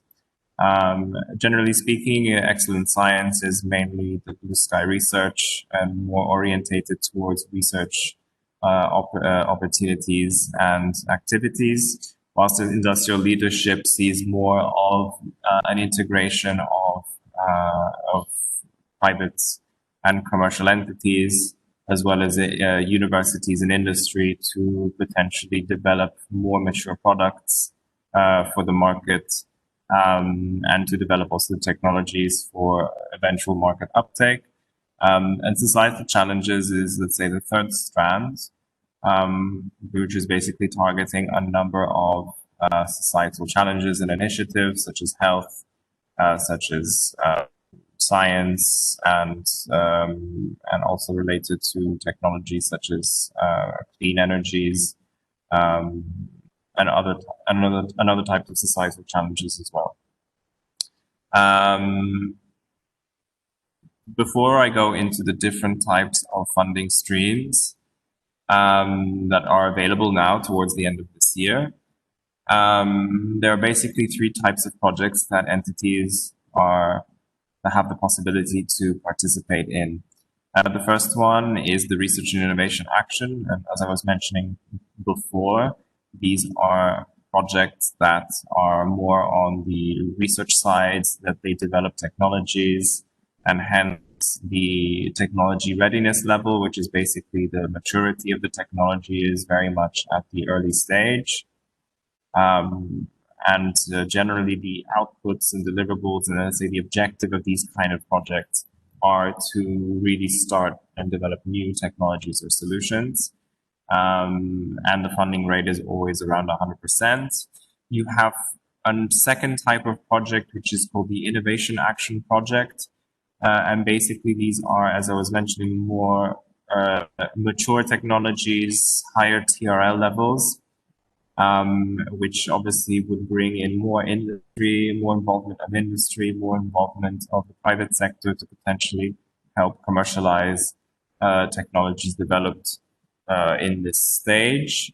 And the last is the coordinated and support actions. So basically these are more on cooperation and coordination, potentially activities such as policy outreach, collaboration with other entities, supporting other entities as well, rather than pure research and development and of technologies. Always still within the scope, of course, of innovation and technology. As you can see below, the funding rates are obviously slightly different between the two. Let's say for more research-oriented projects, funding rates are normally 100%, whilst the innovation actions are more where industry is also involved. Funding rate for industry is 70%, while universities get 100%. And for CSA projects, 100% as well. Of the funding rate. In all 3 cases, in the first 2 cases, you have a minimum of 3 beneficiaries from 3 different member states, countries, or associated countries, which are basically countries that are outside of the EU but still participate in the Horizon 2020 program. And the CSAs are basically a minimum of 1 beneficiary. And I go straight on to the Green Deal, and I think this is the last tranche of funding opportunities where, let's say, organizations that work in marine or the blue economy can participate in. The Green Deal is basically one of the priority initiatives that was launched by the Commission, specifically under von der Leyen, who basically launched the Green Deal basically this year, and trying to reach the aim of becoming a carbon-free economy by 2050.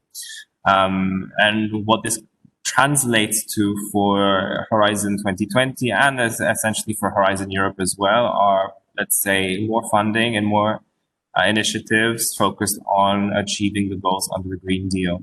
So this is very cost-cutting. It impacts all sectors and all different research areas, where the EU aims to be carbon-free and carbon neutral by 2050.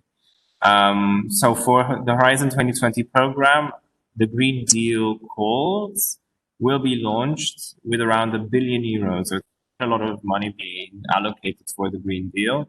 And you will have topics ranging from climate change to clean energy, renewable energy technologies, as well as environmental research activities.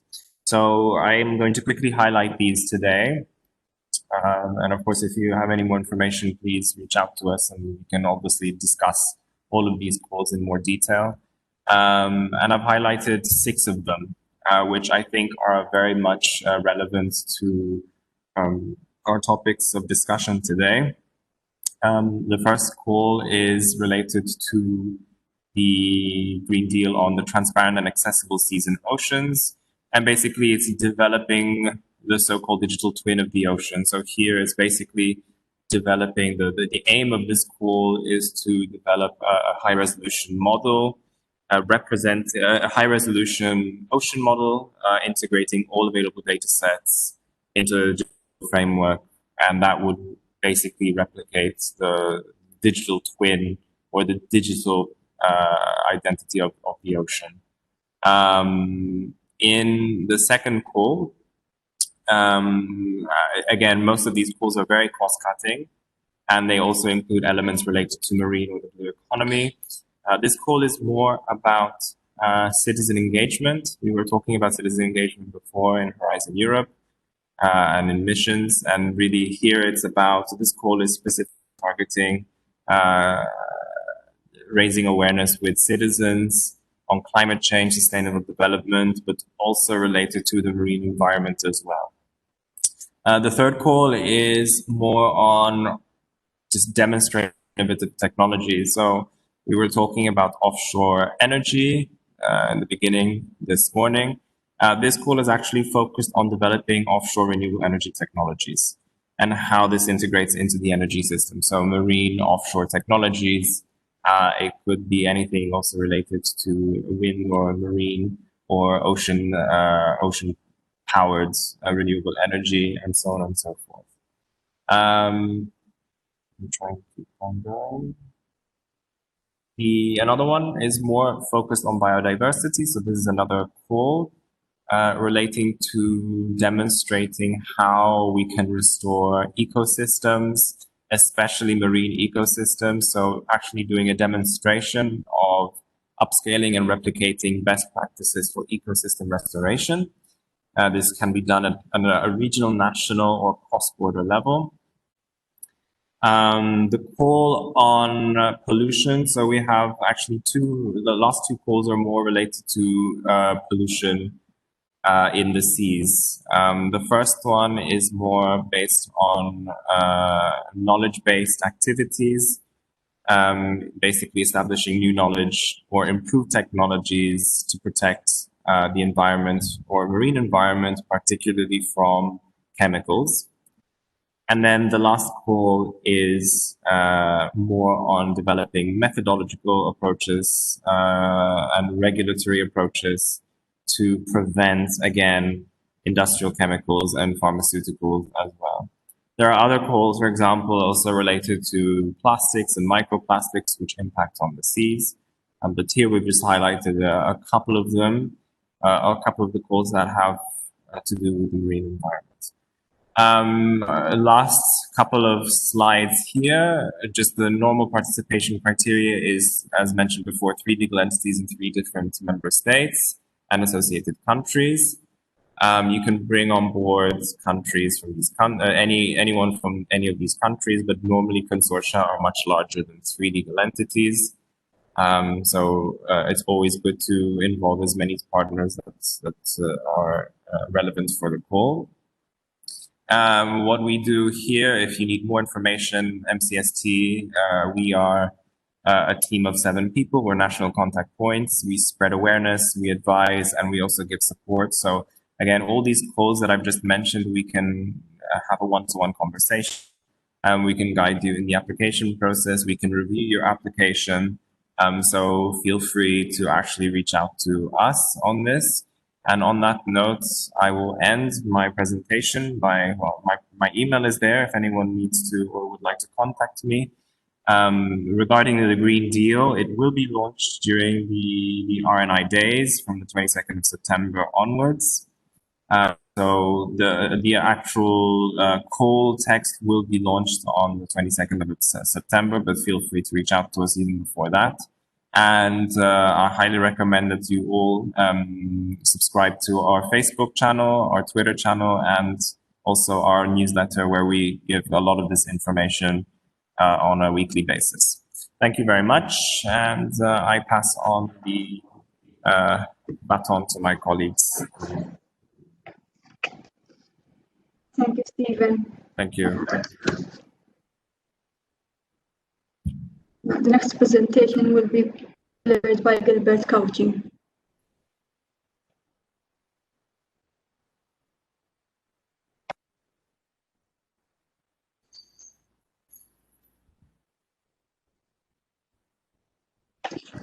Gilbert, we don't hear you. Maybe you need to unmute your microphone.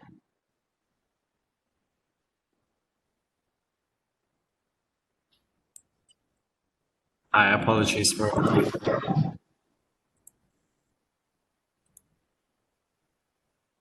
is my screen showing now? Yes, perfect. Thank you. Okay. Thank you so much.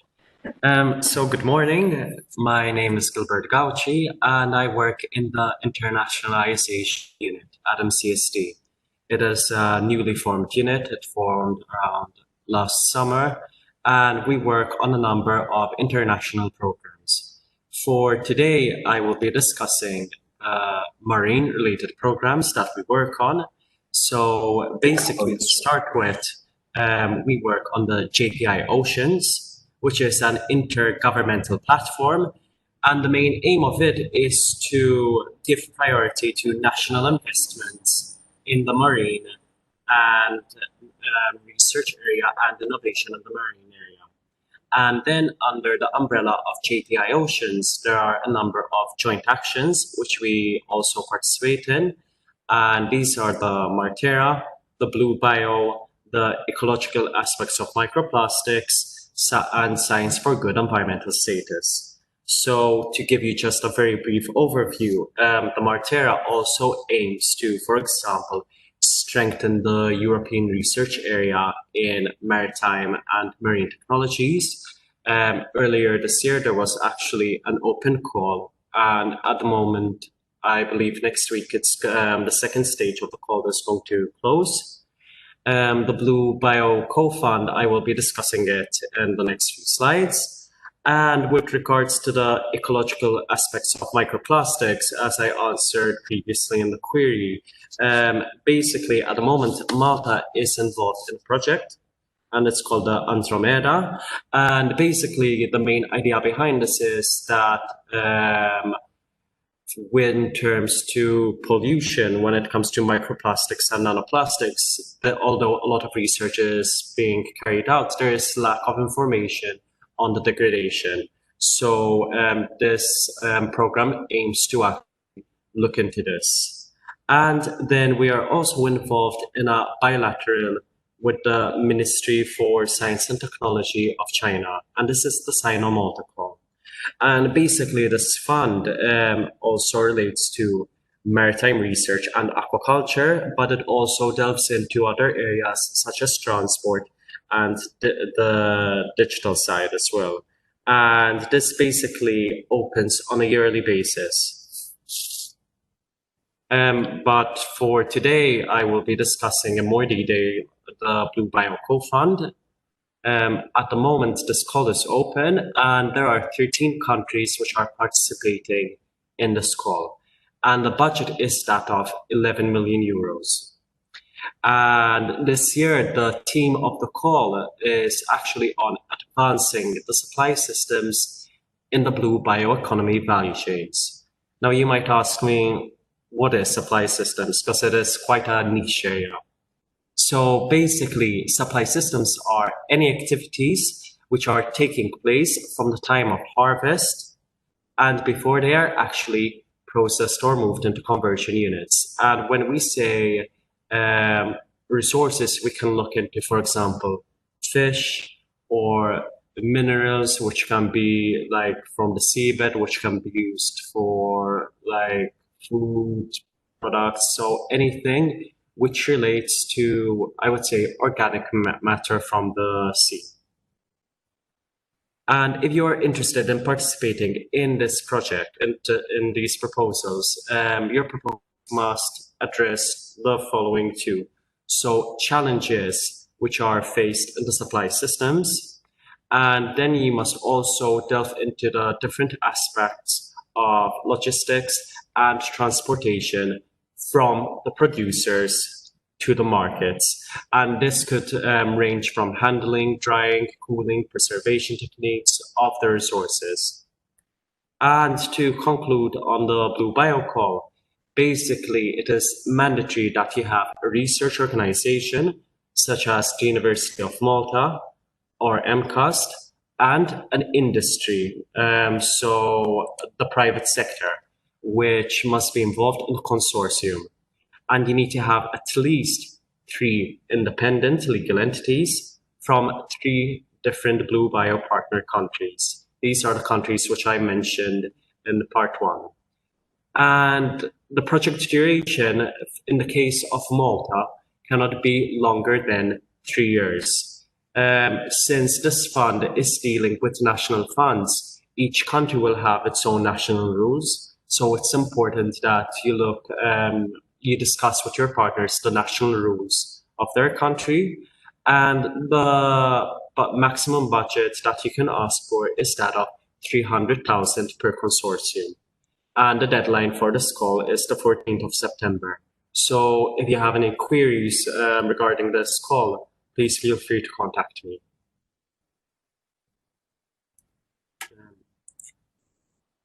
And to conclude, I would like to invite you to be part of the JPI Oceans Strategy Framework Update. So basically, at the moment, they are collecting feedback, insights. Basically, they are inviting the marine stakeholders to be a part of this new strategy. And they want to ensure that this new strategy will reflect the realities and priorities of the stakeholders, both from a national point of view and a regional point of view. So I do encourage you to apply for this, and this actually closes on the 21st of September. I have also included a hyperlink on the presentation. If this presentation will also be made available on Plumtree, which is a platform administered by MCST. So I also encourage you to look into it. Basically, just type www.plumtree.org. And basically, it's also a platform which will help you network and keep up with the latest news and activities in the research and innovation sector. Thank you so much. Thank you, Gilbert.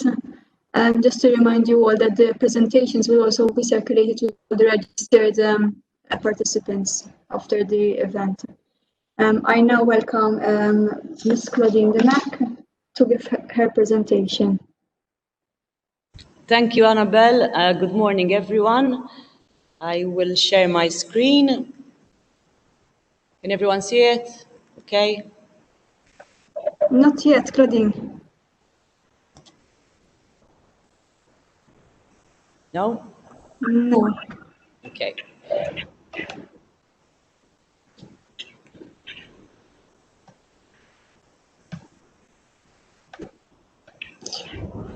If you want, I can share it for you.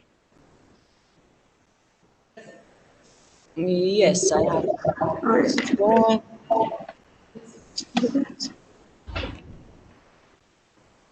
Sure. It's connecting. The internet connection might not be so strong. All right. I'll do that for you. You should be seeing it right now. Okay. Thank you. Welcome.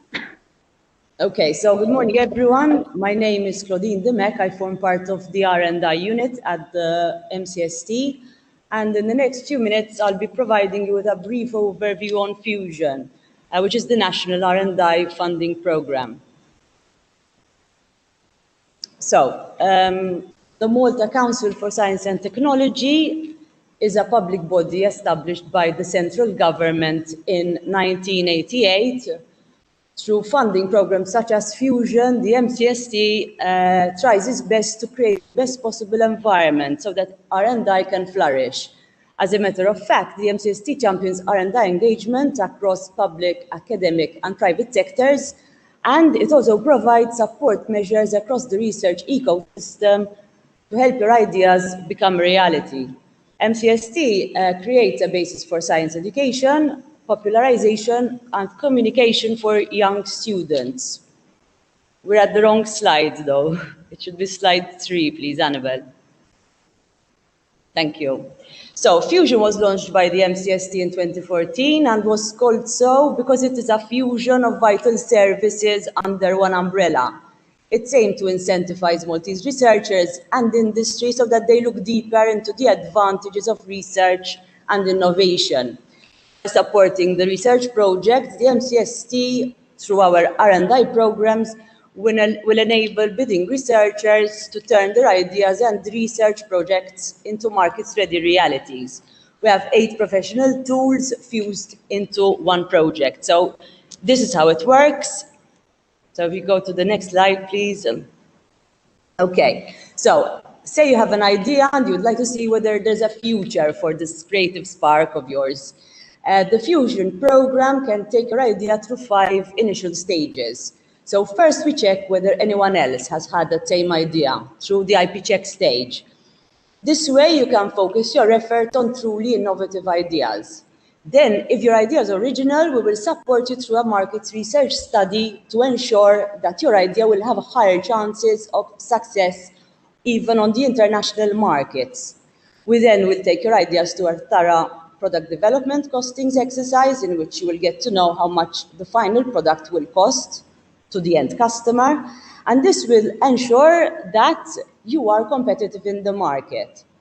So researchers, investors, and funding agencies will all look for safe investments. So this is why the next support tool is an economic impact study and a risk profile assessment to ensure that the idea proposed has a good chance of success. So these 5 steps will take your idea closer to reality, and you would now know what is required to make your idea into a successful product or service.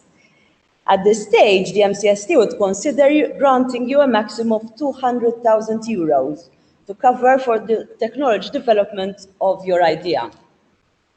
The feasibility studies covered by the first 5 support tools will show you what's the potential of your idea and the probability of making it into the market. So even after you developed the technology needed for your idea, we can further assist you with an additional 3 steps. So, if applicable, your idea can be processed for its initial patent application, so as to protect your intellectual property. The MCST then will take it a step further and help you even with your business plan. That is very important when discussing with investors or funding agencies in order to commercialize your product or technology.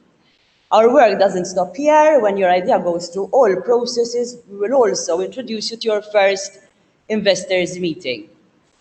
Next slide, please. So, the one before, the one after, please, number 6. Number 6. Thank you. So, preference will be given to project proposals which are in line with the smart specialization areas as outlined in the National Research and Innovation Strategy 2020. However, if the allocated funding in quota for the poll is not achieved, submissions for funding outside these areas may also be considered. So the identified priority areas are ICT as an enabler and as an innovation, tourism product development, maritime services, aviation and aerospace, health with a focus on healthy living, active aging and e-health, resource efficient buildings, high value added manufacturing with a focus on processes and design, and aquaculture. Okay, next slide, please. Okay, so in the maritime sector, perhaps I can venture to say that one of the most successful fusion projects today was Flask. Flask is a technology which attempts to address one of the most challenging aspects of using renewable resources: the mismatch between variable renewable energy supply and consumer demand.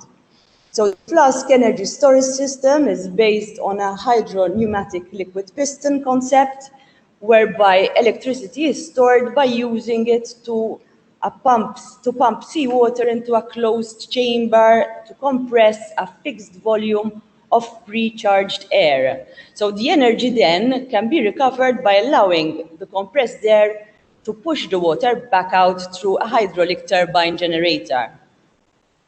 Next slide, please. Thank you. So, to date, Flask has been patented in a number of jurisdictions and has received a statement of feasibility from DNV-GL, and as the world's largest classification society. The technology has also been recognized by the Solar Impulse Foundation as one of the 1,000 solutions to change the world. The University of Malta has recently also spun out a company, and that's Flask BV, and it is strategically established in the Netherlands at the prestigious Bugeja Delft Offshore and Energy Accelerator. The spin-off was created after growing commercial interest from oil and gas service companies and offshore wind service energy developers. The Flask team continues to actively explore concrete opportunities to further commercialize their technology. Next slide, please. Thank you. So since the original idea was developed in 2014, Flask has grown from a concept to a tried and tested technology. Fusion, in fact, funded the first prototype of this technology. Along with RIDT and Malta Maritime, the prototype testing campaign was supported by the industrial partner MedServe, and recently the University of Malta has also received funding from the European Commission through its Horizon 2020 program for the further development of a hydro-pneumatic energy storage system to be installed as part of a multi-purpose floating platform in Greece in 2022. So this will be a TRL7 embodiment and a crucial step in bringing the technology to widespread implementation. Next slide, please. Okay, so some of the benefits of fusion, it raises the level and profile of locally funded research, as you could see from the example I chose of the Flask technology. It provides financial support for research, development, and innovation, preferably, of course, within the smart specialization areas. It ingrains research and innovation in the heart of the Maltese economy, as well as encourages collaboration and knowledge transfer between public entities and industry players. It spurs knowledge-driven and value-added growth, as well as sustains improvement in the quality of life. So who is eligible to apply? Funding is accessible only, in this case, for Maltese legal entities, whether these be private or public. This does not preclude foreign parties to participate. However, they would not be eligible for funding. So this brings me to the end of my presentation, which I hope you found useful. Thank you for your attention. We are always happy to chat about your technology, your ideas, proposals, go over your applications. Please feel free to get in touch with us whenever you need to. Thank you. Thank you so much, Claudine, for that. Thank you, Gilbert and Stephen. We now move on to the presentation of Aldo Drago on the BlueMED implementation plan. Yes, good morning. Thank you, Annabel. I'm trying to share my screen, okay?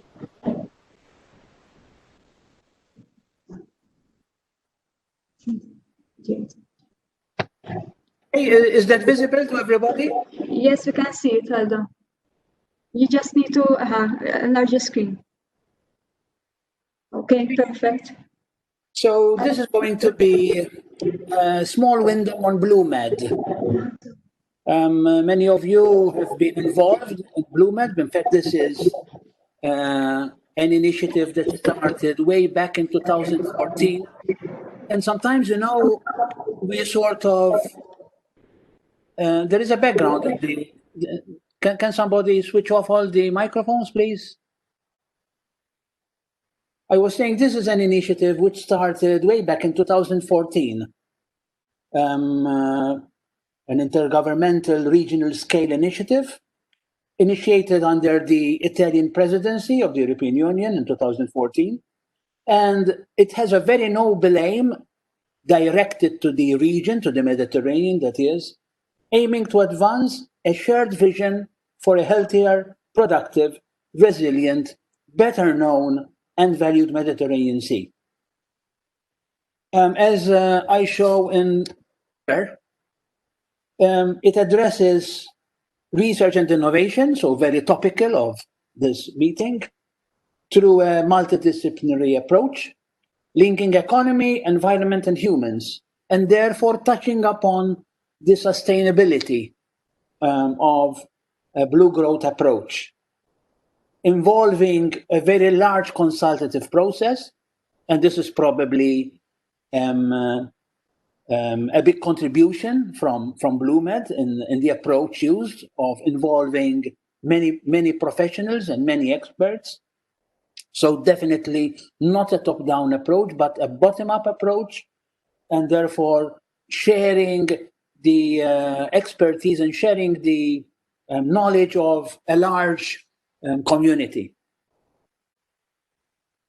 There are 16 participating countries, as you can see on the slide, and quite a few non-EU, which is a very important aspect. Partner the Union for the Mediterranean. Let me give you a brief show on the BlueMED story through the various important milestones very quickly, because I do not have that much time. But of course, the very launch of the concrete action started in 2015 with the BlueMED Strategic Research and Innovation Agenda. We call it the SRIA. This is our Bible. Then the real big boost came in 2016 when the Horizon 2020 Support and Coordination Project, the BlueMED CSA, was funded. And one of its first key targets was the updating and refinement of the SRIA through a very wide consultative process.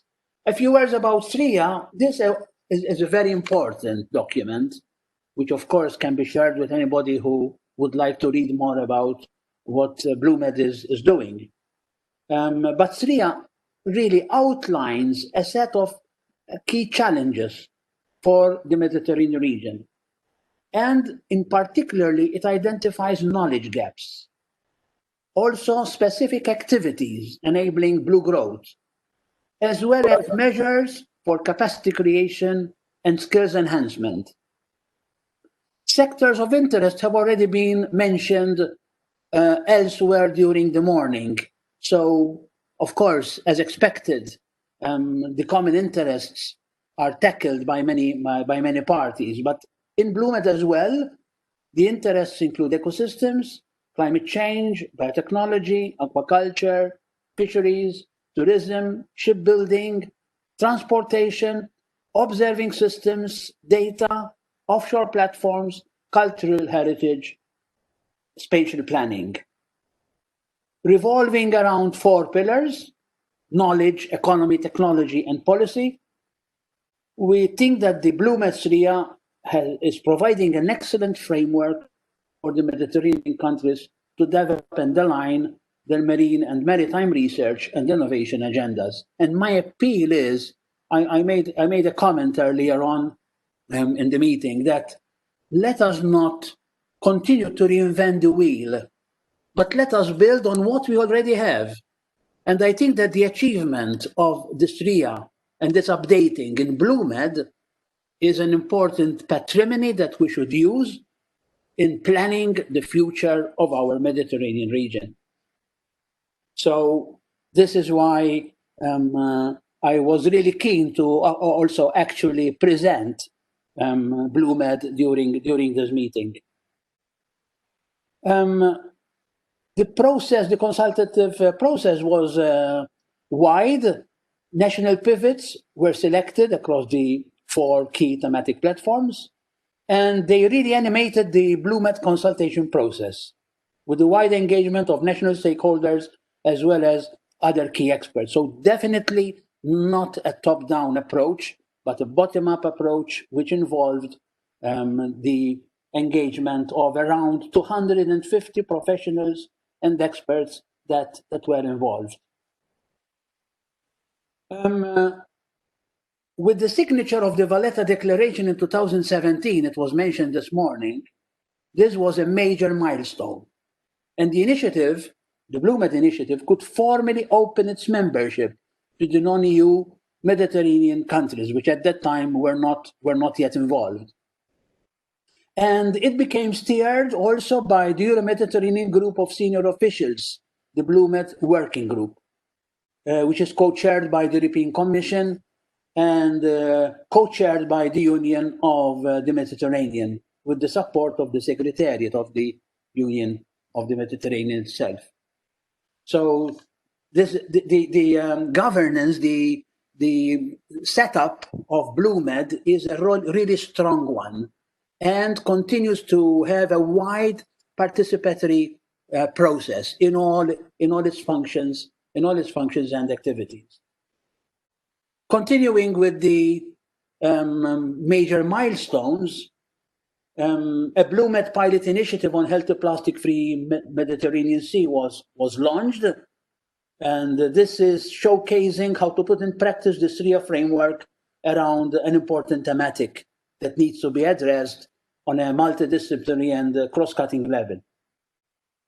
Indeed, the full SRIA has a heavy agenda with 13 global challenges, 34 goals, and 185 suggested actions with 15 additional recommendations. This is expected.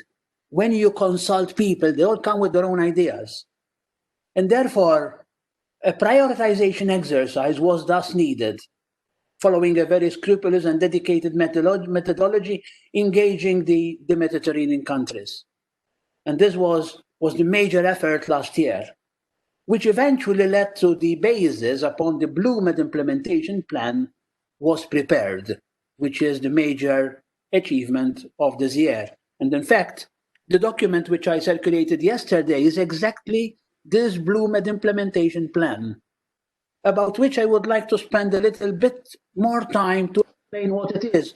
Of course, I do not have a lot of time to go into detail, but just to highlight the importance of this document so that people can refer to it, because as I said, it's the outcome of a great effort, and it really synthesizes the pulse of the Mediterranean. And we really hope that all the things that have been achieved and are expressed in this implementation plan can be really come to fruition. But in reality, what this implementation plan is suggesting, it has formulated 13 priority goals, which I'm just listing here. But in the document which I circulated, there are the details on each one of them, which are the goals for each of these priorities. But as you can see, there are 13 priorities overall, out of which 8 are thematic priorities. I'm here showing some of them: pollution, sustainable production and consumption of food from the seas, climate change, tourism, maritime spatial planning, greening vessels, facilities and services, observing system of systems. I put there Malta because in these BlueMED priority goals, their development, their continued and more detailed planning and structure was done through a scheme where champion countries were engaged on each of them. And Malta was in fact involved in this one and in another two. So I myself contributed a lot to this priority goal. The other two thematics involve blue biotechnology and renewable energies. Then there are four cross-cutting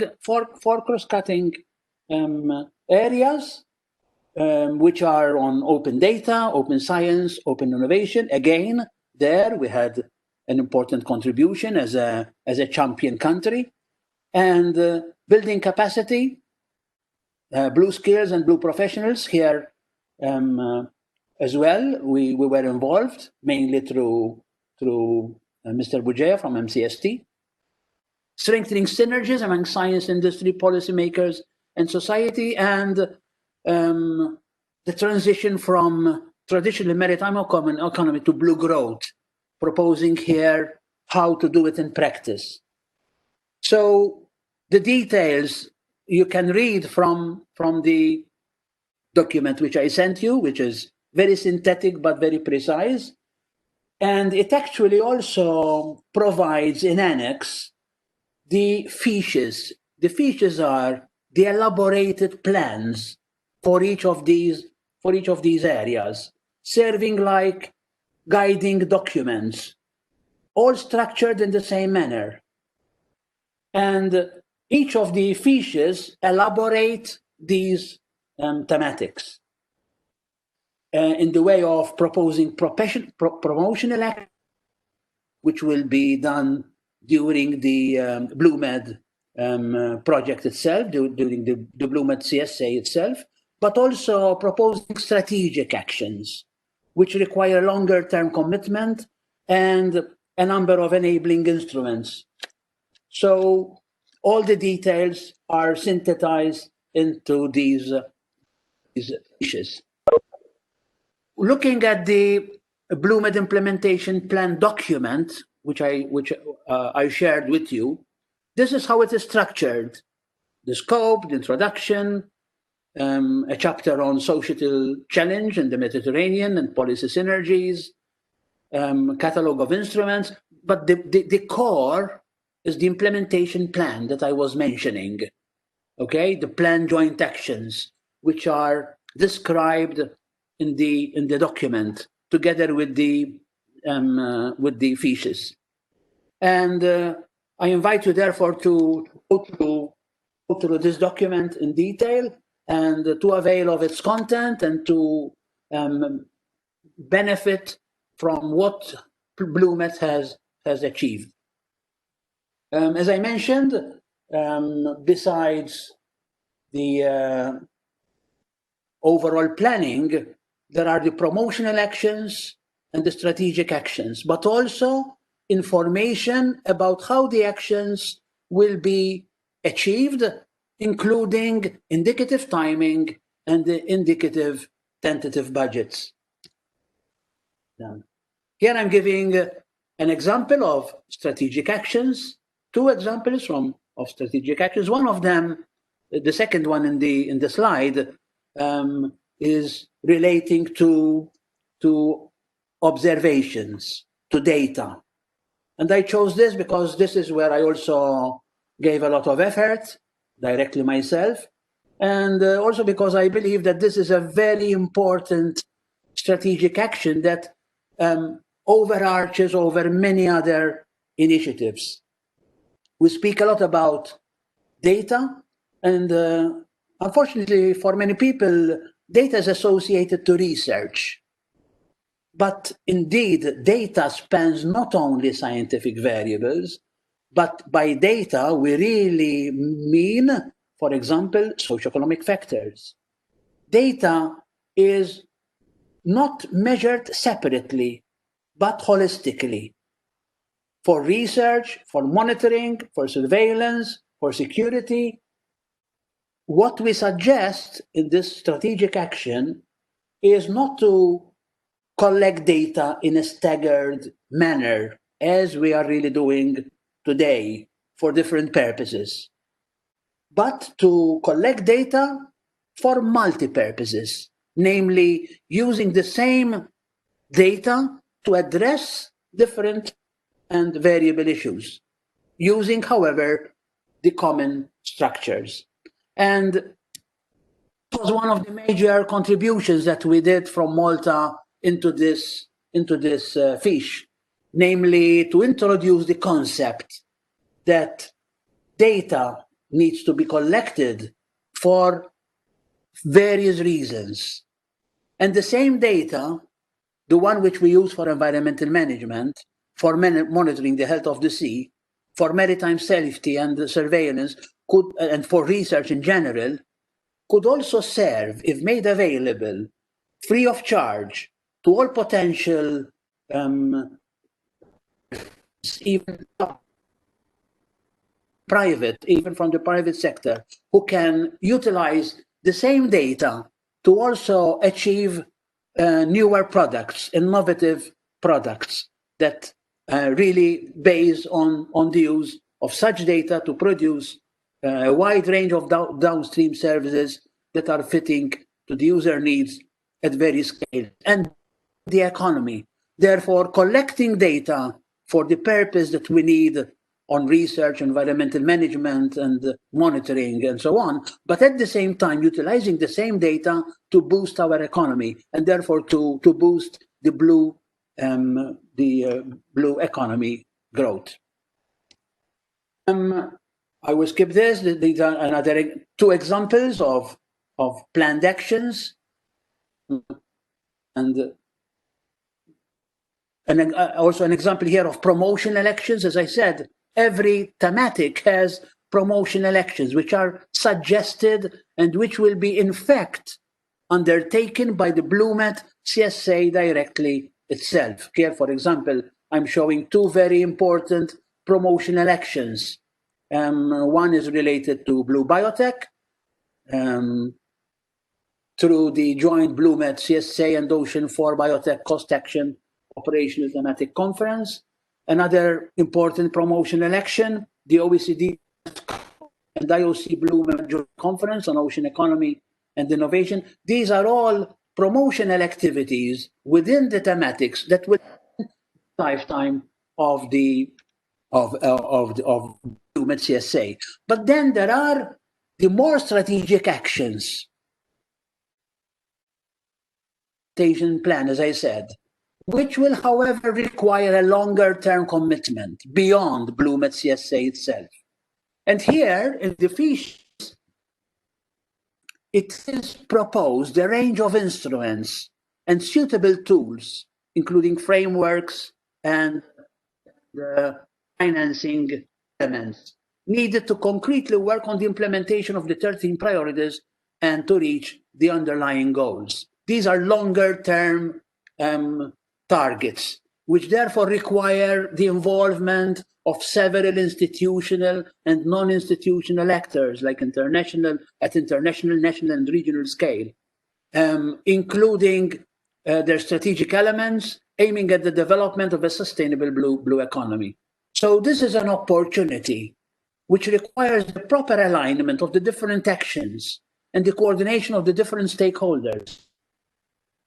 This is why I was making the point earlier on that although there are many opportunities, but we need to synergize these opportunities so that we have some not just common target, but a common approach of how to achieve them.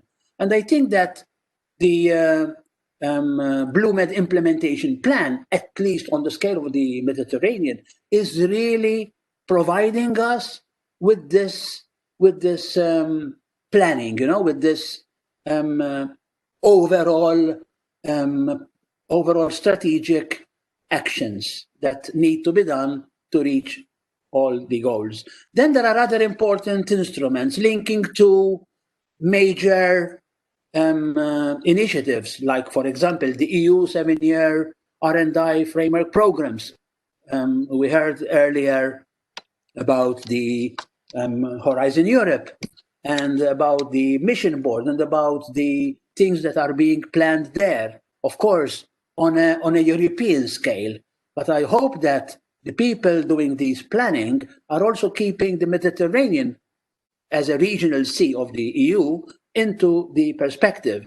And I hope, therefore, I've been promoting this in the GSO BlueMED working group for the mission board to really take stock of what BlueMED has achieved and what BlueMED is proposing, so that we synergize, so that we build on what we have already achieved.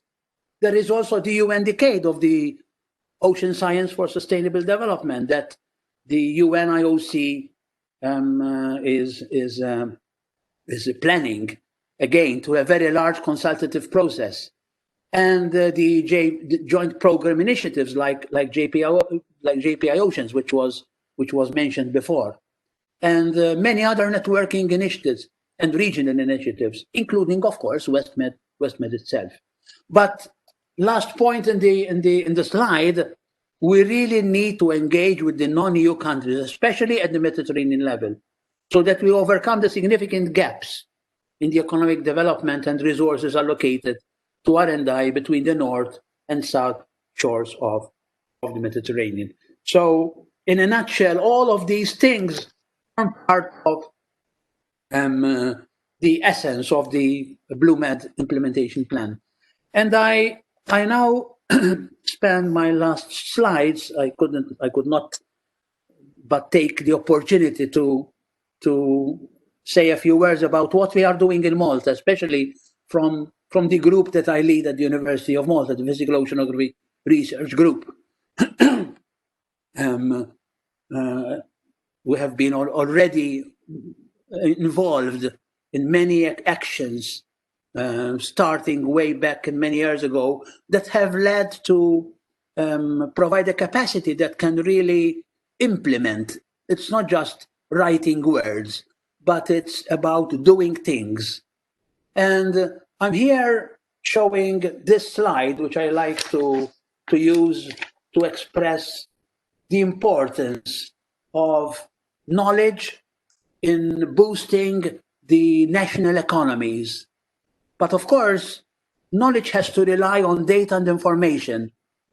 And we require human resource, the skill, to translate data and information into knowledge and then into innovative applications, namely to then boost the competence and the excellence of our marine and maritime economy. And this is exactly the schematic that needs to be followed in order to put blue growth into practice. And my last two slides is about observations. We know that in Europe, there is the European Ocean Observing System, Copernicus and EMODnet, for those who know about these two platforms. They have done a lot of work in the sense of providing essential data on European scale and regional scale. They are an important starting point, but there is also the need to go closer to the coast, to reach the local scale users. And this is one of the endeavors that we are doing through the Physical Oceanography Research Group, in the sense of supporting our Maltese islands into building the national system for ocean observations. We believe that indeed we need to have national systems not only for ocean data, but for data in general, as I explained before. But governments need to support these national systems. And these national systems for data collection needs to be sustained through a long-term commitment by governments. And this is something that we are also trying to promote on an international scale, and is embedded into what is proposed in the observations thematic under the BlueMED. Speaking about the Physical Oceanography Research Group, there is a presentation later on from Dr. Adam Gauci, who will be highlighting in more detail. But the Physical Oceanography Research Group in its activities is already contributing to the blue economy. And I wanted to raise this slide to show in what manner we are doing this in practice. Basically, we introduced operational oceanography in Malta. We run a number of real-time meteomarine observing stations. These data are useful not just for research, but to provide information to responsible entities like the Armed Forces of Malta, like Transport Malta, like the Environment Resource Authority, and so on. We publish daily forecasts of sea state, hydrodynamical parameters, and weather, and also specialize in the delivery of services even to the common people through media like smartphones. As I said, we serve the national stakeholders. We are also introducing the concept of the National Marine Data Core Service, namely to establish in Malta a Copernicus-like system where data can be organized and be made available free of charge to all those who can make benefit of it. And of course, we are, as a university, tackling the training of the marine professionals from tomorrow. It's important that we also build the human capacity in order to be able to tackle the future. This is my last slide. We are part of the Copernicus Academy Network. We have organized several international schools on oceanography and the blue economy, the most recent ones in 2018 within the Jericho Next project, and more recently last January, organized in collaboration with the Commonwealth Small States Center of Excellence, again, addressing oceanography and the blue economy. So these were two direct contributions to the thematic of this meeting. But of course, on a longer term, we offer a specialized MSc course, the MSc course in Applied Oceanography, which is a one-year full-time course intended to train postgraduate students and professionals on state-of-the-art methodologies and tools to measure, understand, and predict the marine environment and derive sustained benefits from the sea. We have been running this course now for the last 6 years, and I'm proud to say that all of our students who have graduated from this course have been now integrated into important positions and appointments within important stakeholders in Malta. And of course, applications are still open for this course. There is the link there.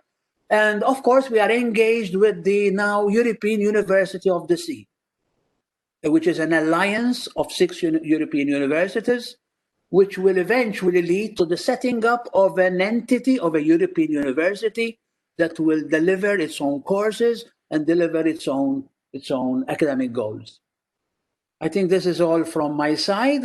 I hope this was useful and provides you with some better insight, but also gives you some idea of how much BlueMED has achieved and what are the goals for the remaining part of the project and beyond.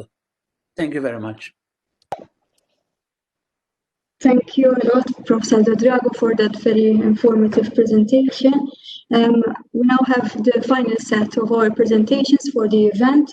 Mr. Michael Callus, the CEO of Malta Maritime Forum, will be explaining the importance of interlinkages between the sectors within the blue economy in Malta. And the final presentation will be delivered by Dr. Adam Gauci and Ms. Audrey Damit from the Physical Oceanography Research Group at the University of Malta on the importance of digitalization within the blue economy. I now give the floor to Mr. Michael Callus.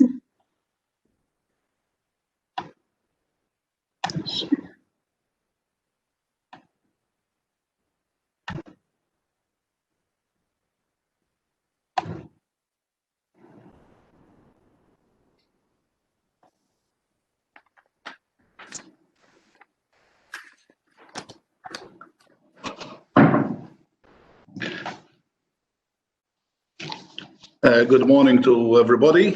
My name is Michael Callus, representing the Malta Maritime Forum. The subject matter that we are dealing today is the imperative of interlinkages between blue economy operators to avert common risk and exploit joint opportunities.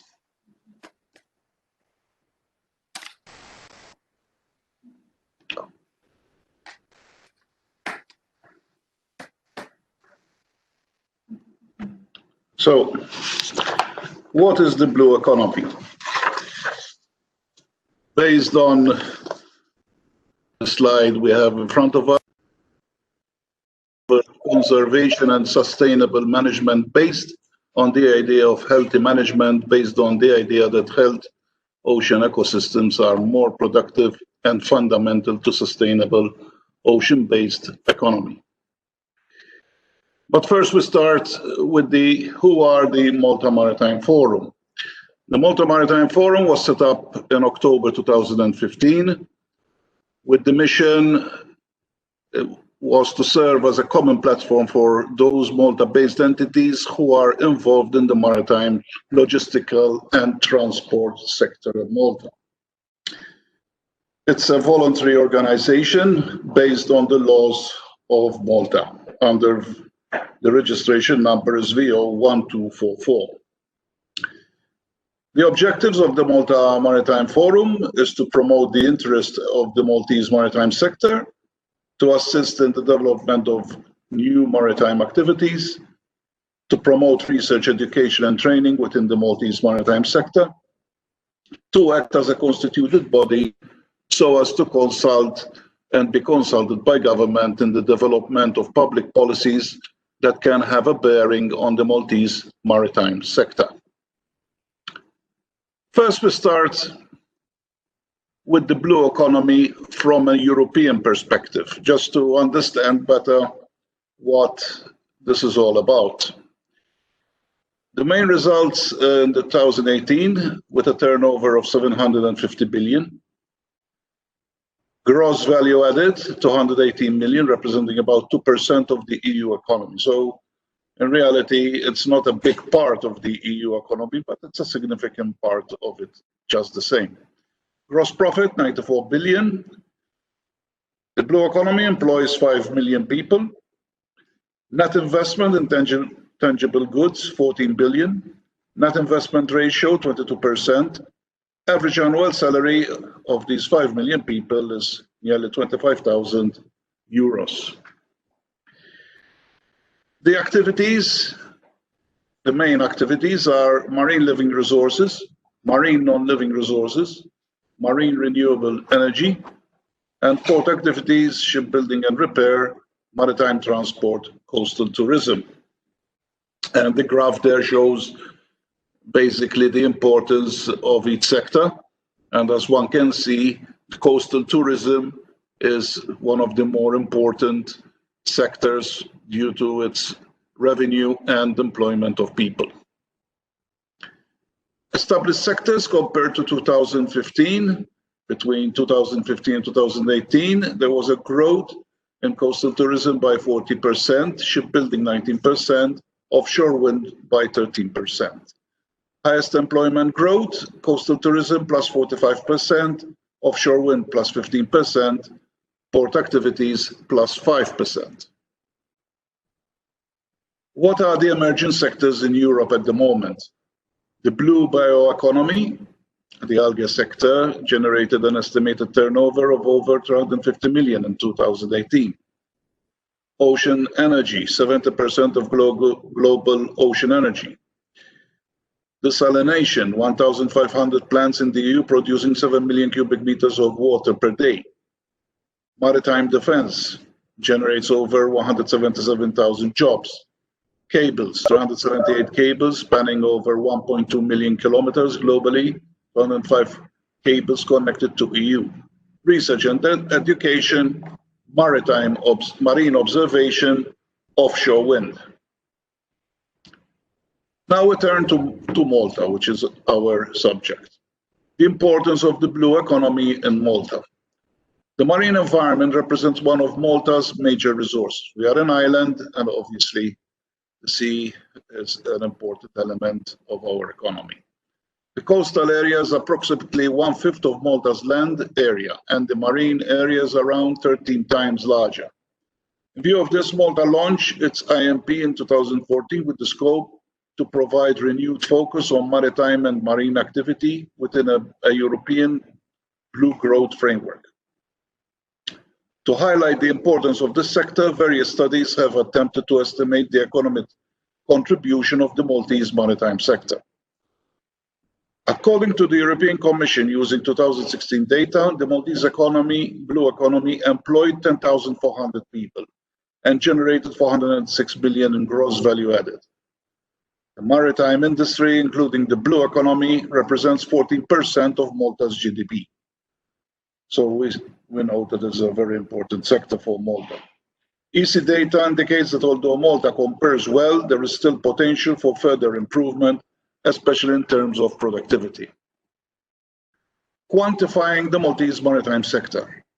Maritime services sector, marine and coastal tourism, transportation and transshipment, port and maritime logistics, shipping services, repair and building, oil and gas and renewable energy, high-tech services, research and development and marine engineering, defense, cables and other infrastructure. Maritime resources sector, fisheries and aquaculture, biotechnology and blue pharma, food processing, mining and quarrying, the use of marine water for waste, water disposal, and water abstraction. Here we have a graph of the economic contribution of the maritime sector through employment. And there we have the various average growth between 2012 to 2018. Majority of jobs are within the warehousing and storage sector, although the sector has registered minimal growth over the last few years. Most of the growth in employment is in the maritime education sector, although the number of jobs remain relatively low compared to other sectors. Strong employment growth has been registered in the provision of services to the sector, ship repair and manufacturing of vessels. Economic contribution of the maritime sector value added. About 50% of the value added in the sector is generated through warehousing and storage. Strong growth in value added has been experienced by the maritime education sector, manufacturing of vessels, ship repair, and aquaculture. And this is in terms of contribution. Linkages of the sector. And this is quite important because although we look at each element like a silo, it's an ecosystem which every sector is linked to the other. For example, when a vessel comes to our port, a number of services are put in place. One requires the cargo itself will probably serve other sectors in the business and the chain. The importance of the sector is also evident when one considers the multiple economic effects it has across other sectors within the economy. While the sector generates almost 12,000 jobs, when one considers the business-to-business activities caused by the direct expenditure of the sector, as well as further expenditure rounds due to income generated by the sector, the total number of jobs increase is to over 20%. This is the multiplier effect, because the direct business generates also artisans who indirectly are employed to serve the main purpose. This is really seen, for example, in shipbuilding and in maintenance and repair to ships and cargo equipment. Likewise, the value added by the sector is about 850 million, but multiple expenditure rounds generated by the sector due to its sector interlinkages leads to an increase in value added by a further of 2.5. We now move to post-COVID-19 situation in the Maltese blue economy. Fortunately, when the data that we have is obviously for 2018, the last issued by DigiMove. We are now into 2020, and all of a sudden we find a complete different situation because of COVID-19. The vulnerability of the sector is evident by the latest impact caused by COVID-19, highlighting the importance of enhancing the resilience of the sector. Coastal tourism will be the most affected, with average loss of business over 75%. Cruise line industry down by 90%. The general slowdown in maritime activity brought about losses in turnover of entities that are engaged in the local maritime industry, with these losses estimated to range from 20 to 90%. The closure of the ports for 3 months affected revenue from port services, with loss of business experience at 50%. A drop of about 35 to 40% in cargo carryings resulted from reduced imports and exports. Transportation and transshipment will be affected negatively by 35%. The total volume of containers handled by Freeport terminals dropped by 36% in March and April, when compared to the same period last year. Ship repair and other services experienced a contraction by 60%. This data was taken directly from our members to give this grim picture of the situation, which was by the end of June this year. So the data is quite up to date. What do we expect to happen post-COVID-19? Obviously, we are at a low at the moment, so anything going forward would probably be a nice increase. Expected rebound in 2021, and the economy is expected to reach 6.5%. This data comes from the EU, so it's not our calculation, but it's the EU's calculation. Increase in imports will fuel increase in port services. Coastal tourism will increase and affects other trades connected in the maritime sector. Yachting and cruise line business will increase as COVID-19 restrictions are eased. The fish farming sector is expected to register an increase in export.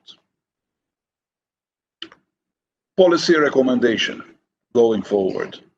The strength of the sector strongly depends on the development of interlinkages between the blue economy operations. We've seen this during COVID-19 that although, for example, when the ports were closed and we limited imports to essential goods and medical supplies, this affected a lot of sectors.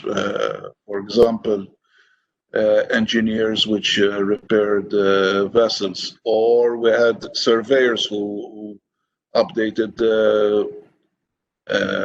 certificates, so ships, the related certificates. So, down the line, even indirect services were affected. This allows operators to focus on their strengths and as a means of averting risk and exploiting opportunity. This requires effective policy which addresses the gaps of the sector, including skills gaps, infrastructural gaps, and regularity gaps.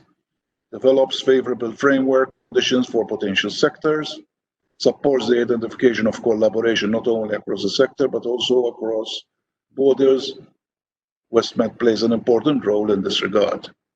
Addresses the changing needs of the sector, particularly in terms of ensuring that the expansion of traditional activities and the deployment of new economic activities that do not pose additional pressures on the marine environment. This is particularly important in the light of the European Green Deal, which will see funds channeled towards addressing the objectives of the deal.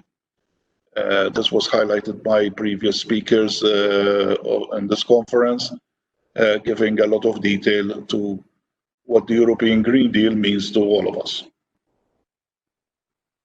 I thank you very much for listening to my presentation, and if you have any questions, later. Thank you.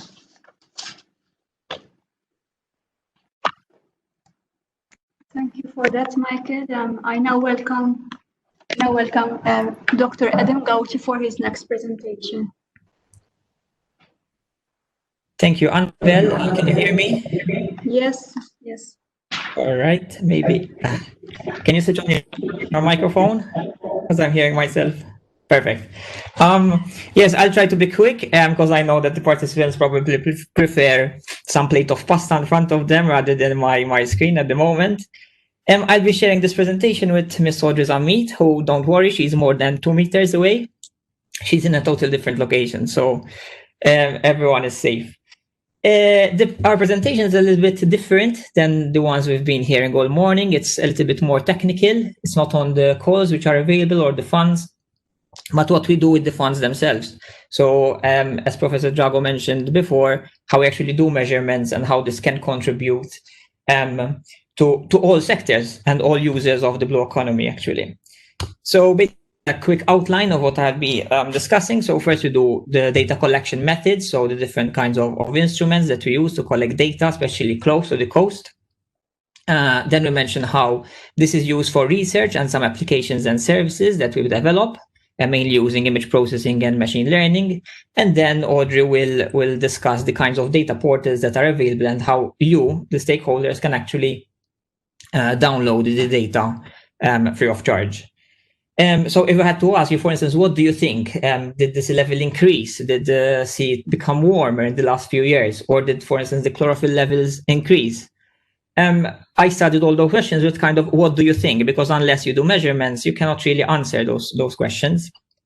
That's what we do, right? So as part of the physical oceanography research group activities, we do a lot of measurements locally. So we deploy, for instance, drifters. These are drifting buoys that every hour they send their location, and this is surface temperature at that particular point.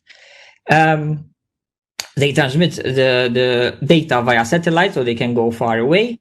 But as you can see, some of them are forming like a pattern. Okay, so with these kind of instruments, we get how strong the currents are, and whether there's like gyres. In fact, we know that there's a gyre between Malta and Sicily, so they spend a couple of days going around there. So in case of an oil spill, you know that although it might at first appear that it's going away from you, eventually it might even closer to your coast. So I have two types of drifters. Mainly we have those that focus on the first few meters, okay, of the water column, and also those that follow the currents below the surface. So this is a sort of a map of where they go. Okay, so they go all over the place. And we also deploy floats. So floats are a little bit more intelligent than drifters. They have a bladder system, so they basically inflate and deflate the bladder. And by doing this, they can go up and down the water column. So it's like when you're at the beach, you're swimming and you inhale a lot of air in your lungs, so you float. And when you deflate your lungs, you kind of sink a little bit. And that's how these floats move. So we deploy them. They go to the parking depth, we call it, which we set about 150 meters in our area. And when their alarm triggers, they go down to the deepest point and start ascending at about 10 centimeters per second. And when they do this, they collect measurements. While they're at the surface, they transmit all the data in real time and they repeat the cycle. So now, while I'm going through the slides, I guess you're seeing how all of this can contribute towards the blue economy. Okay, and we deploy a couple of these floats. In fact, we deployed one last week, and that's drifting south at the moment. The difference between the flows is these flows give us the difference between these and drifters is that these give us data across the water column. So we know what's happening deep down, not just at the surface. This is also part of an international program. Okay, so last week there was about 3,800 floats going around, and all of this information is used to fine-tune the models. And from models, then we can forecast what will happen. Okay, it's like the weather trends. We also are involved in glider deployment. So gliders now are even more intelligent than floats because you can program their destination, kind of.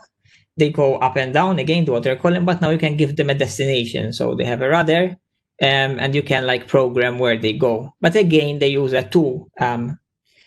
They have a buoyancy system, so they have two bladders, one in the nose and one in the tail. So again, they can go up and down.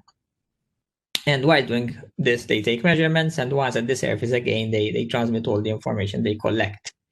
So we had an experiment a couple of years ago.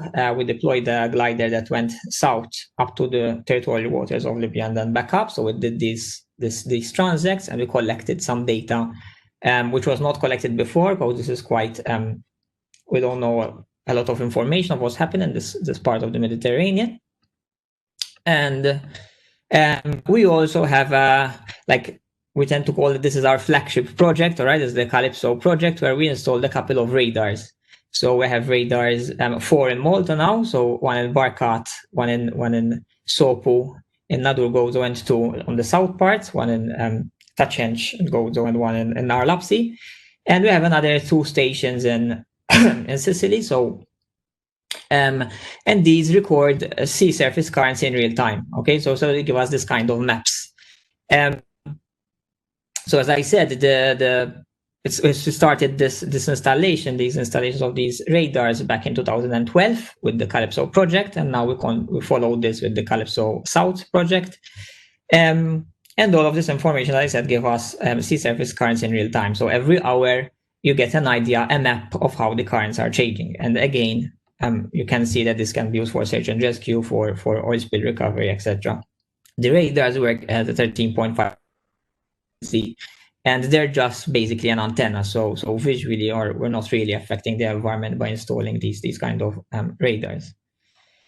Through the Calypso project, and in collaboration also with Transport Malta, here we're upgrading our real-time stations. So apart from the instruments at sea, we also take care of the land-sea boundary, if you like. So at the moment we have 3 stations, one in Porto Maso, where we measure sea level, one at University, where we measure heat flux, and Marsashlock measure air temperature, humidity, pressure, as well as wind speeds.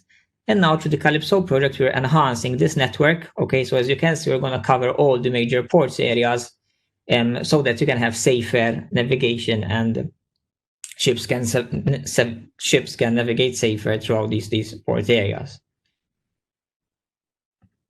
We're also involved in the watercolors project, and this is more related to water quality now. So it's a project funded by the MCST, the Malta Council for Science and Technology, under the Space Research Fund of 2019. And in this project, we're dealing with chlorophyll and total suspended matter. From those 2 parameters, you can get an idea of the water quality. At the moment, we're in phase 1 of the project. So we are building a climatology, so using past data, trying to build a baseline of how these 2 parameters vary across our national waters. But in phase 2, we're going to start using the highest available resolution satellite products to also create such products in operational mode. So every day you get an idea of how these are changing. As I mentioned, our unit is also involved in a number of numerical models. So apart from observations, we do models, and we have models that can forecast temperature, salinity, currents, waves, wind, and precipitation. And all of this, as I said, can be used in all sectors of the blue economy. Okay, so you have the data which is available for marine conservation and policies, like for instance, ERA that needs to report, for the Marine Framework Strategy Directive. The data can also be used for science and climate, water quality, as I mentioned, coastal monitoring, marine navigation. So all the currents and all the models can be used, for instance, by private companies to forecast the most efficient route from one place to another. Safety and disaster, as I said, the Calypso project will contribute a lot to this, because it will add all those weather stations in major port area, especially in the natural resources and the energy sector. Okay, so if you want to install a wind farm, for instance, you need to know the bathymetry if you're going to do this offshore. So you need to take measurements. Then these are the users. Okay, so you have the government, public agencies, research institutes, national and local authorities, oil and gas. So as Aldo mentioned, not just for research we collect data, but everyone can use this. And that's what leads to a circular blue economy, right? So we collect data not just once, but it can be used by a number of users. And so apart from generating data or collecting data, then we analyze data. So we try to use some fancy techniques. So currently we're exploring underwater noise. So we deployed an underwater noise meter, where there we're actually measuring the trend. You can see at the bottom graph are the 2 frequencies that are required by the Marine Framework Strategy Directive. And in the top graph, you can see the noise that we measure every 5 minutes. So you can see that at some points in time, you have quite noisy environment. Again, to the bottom graph, you can see that there's a temporal variation. So at night, it's less noisy, right? This was a Friday, a Saturday, and a Sunday. So that's why you see those peaks. And we also try to do some activity related to marine pollution, both macro and micro plastics. This photo is just before the stairs that takes you down to Riviera, so beware of nerdles. I really like this. And we're involved in activities that relate to floating litter, seafloor litter, as well as microplastics. Okay, so for the microplastics that you find on the beach and the sand, and we developed an algorithm that can give you the size, the roughness, and the color of each particle. And this remove the subjectivity from the process, because before, like if I give a microplastic blue, someone say no, that's a different color, for instance, like gray, for instance. All right, so it was quite a good technique.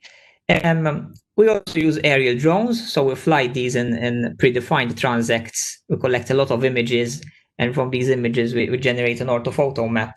And by AI we get where the litter is, and we produce these kind of hotspot maps, okay, where litter accumulates. And we also try to see what's underneath the surface, okay? So we use drones as well, but now marine drones, to find where plastic accumulates in the coastal areas. You can see there's a plastic bit. I don't know how the videos are appearing, but I hope they're okay. And we're also, like, this is still work in progress, but we're collecting all the jellyfish images that we obtain from the Spot the Jellyfish initiative. So this is led by Professor Alan Deidun as well. So I'm sure you've seen these posters across the bays. So if people spot a jellyfish, they can submit a report with the amount, the type, and a photo preferably. So we use all those photos to train the computer to learn where there's a jellyfish and what is it. Okay, so hopefully this will be published soon. So we're getting quite good results. So now eventually we'll integrate this with the system, so people can upload a photo and it automatically tells them what the jellyfish is, how they can treat, whether if they were stung or not, etc. And now I'll give the floor to the very charming Miss Audrey Zammit, who will present the data portals that are available from where you can download all this data that I mentioned. Okay, can you hear me? Yes. Okay, good. Right. Next slide, please, Adam. So I think that it is safe to say that many of us have been given tasks where we had to collect data for some project or other. And then once we have reached our target, we just leave the data on a metaphorical shelf to collect dust.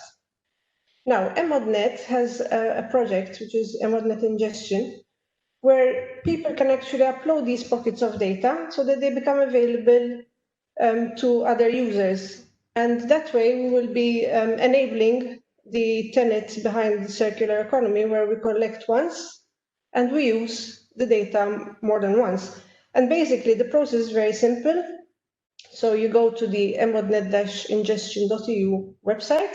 There's a form with drop-down menus, very simple, where you put some information about the data, upload the data, which can be in any format. It can even be just an Excel sheet, and it will get into the system. From there, the National Data Center will contact the data provider and help the provider to work up the data so that it can enter the EU infrastructures, from where it will eventually end up being harvested into the EMODnet portals. Next slide, please. EMODnet has a number of thematic portals from where users can download data. This is all free of charge. The portals cover various themes like bathymetry, geology, chemistry, biology, physics. And of course, this is all very useful because the data can then be used and further elaborated to produce, say, other products. Next slide, please.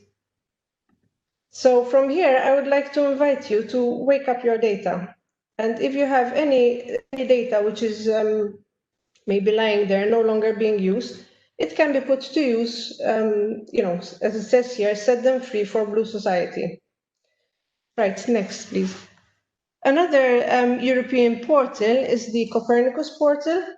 Copernicus, the EU has a program where it has a number of satellites monitoring the Earth. In fact, it's called Europe's Eyes on the Earth. And they collect data. They integrate this data with other data collected from coastal observatories, and they provide data products. Next slide, please. Next slide, please, Adam. So these data products can be freely downloaded. No, previous, please. Can be freely downloaded again. From these data products, they also have created monitoring indicators, which are used to determine the state of the ocean. And in fact, we are now in our 4th edition of the Ocean State Report, which has been published recently. And here you can see a snapshot of this report. And for example, we can see that the Mediterranean Sea, the temperature of the Mediterranean Sea has been increasing at more than double the global rate for the ocean temperature. So here we can see actually quantized, we actually have numbers which give us a clear picture of the state of the ocean. This is based on data collected from 1993 to 2018, so it's quite a rich data source. And again, both the monitors and the Ocean State Report are freely available. They can be downloaded from the Copernicus website. Now, Malta, next slide, please. We have taken this a step further, and we have the Malta CMAMS service platform. This platform allows the user to view data taken from the Copernicus set of data, but specifically for the sea around the Maltese islands. And in particular, for example, we have the Sea Viewer, where the user can actually choose a section of the sea around the Maltese islands, choose which data he would like to see, and also which time period is of interest to him. And then this data is extracted and is presented as a graph, but can also be downloaded so that it can be elaborated further by the user. Now, this is one of the services that we are offering on our flagship website, which is capemalta.net. Next slide, please, Adam. Most of the measurements that we do, which Adam has mentioned, we make available as much as possible to the public in general. And for example, the meteorology stations that we have along the coast and that we will be adding in the near future are all available on a portal which looks something like this. Here we are showing one of the stations, which is in Sicily, but the Maltese stations will be the same. So here we can see the wind speed and wind direction for the previous 24 hours, but also we further elaborate the data, for example, to provide the wind rose, which shows the prevailing winds in the past 24 hours at a glance. Next slide, please, Adam. Also, as part of the Calypso South website that Adam mentioned, this is a preview snapshot. This is a preview, so it's not yet available. It's a product which we are calling Porto, which offers not only does it show the latest measurements being made by the Meteo Marine stations, but also, as you can see, it offers a variety of layers of data which the user can select from. Now, the main idea behind Porto is that it is customizable to the user's needs. So if a user wants to zoom on one particular port and view a couple of layers, then he can choose these, save them, and next time he gets into the website, he'll go straight where he wants to go. So I think basically this is my last slide. This is just a very brief snapshot of what we do. Like I said, if you go to capemalta.net, you can see all the various other services we have, all the models, the observations we do can be viewed from there. And I thank you for your attention. Yes, thank you. Thank you, Adam and Audrey, for those presentations. We now are a bit tight on time, and we're left with around half an hour for discussion. I welcome Ellen and Adam to start off a discussion to present the results of the questionnaire primarily, and then move on with any further questions or other discussion. If there are any questions for the previous speakers, you can leave them in the chat section. If we don't have time to answer them now, we will get back to you via email, so don't worry about that. Alan and Adam, you can take the floor. Yes, is Alan available? Alan is available. All right. I'm creating a couple of slides with results. We had 19 responses so far. So I will share with you how the participants like.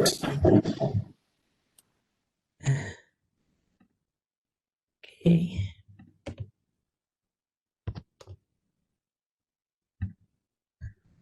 So I'm just doing them now so that I definitely have the latest version. Okay.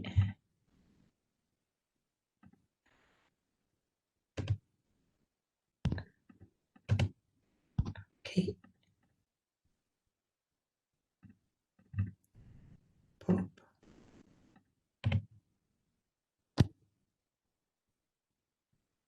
Okay, so I guess I can share my screen again, Annabel.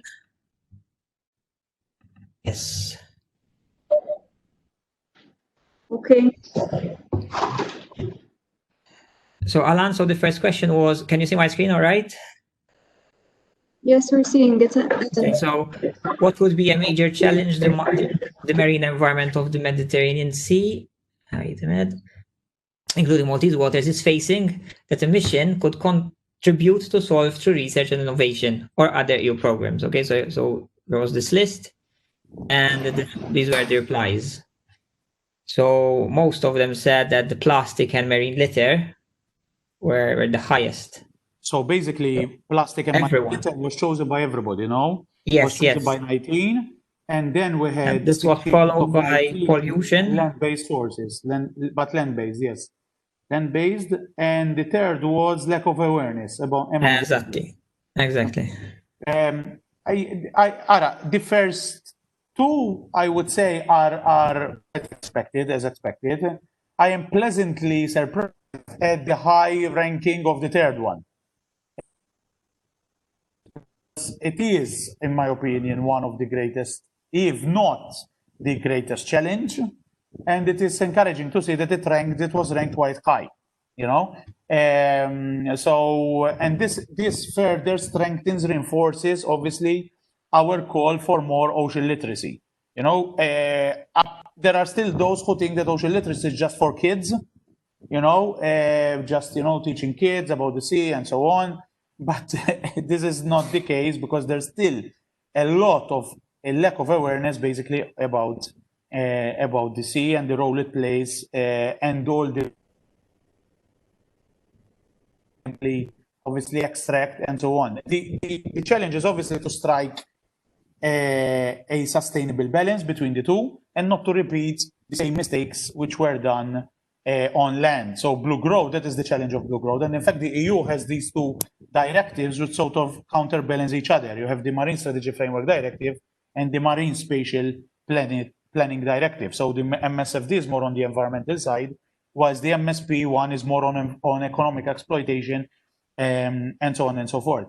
It's quite interesting, you know, that the more, so to speak, technical issues did not score very high. So ocean acidification. Edim, if I may ask, there is one score. I'm not sure if it is a technical glitch or whatever, but there is a score which is not. There is a theme which is not. That's why I added these. So that's the coast overdevelopment and urbanization. Okay. That is okay.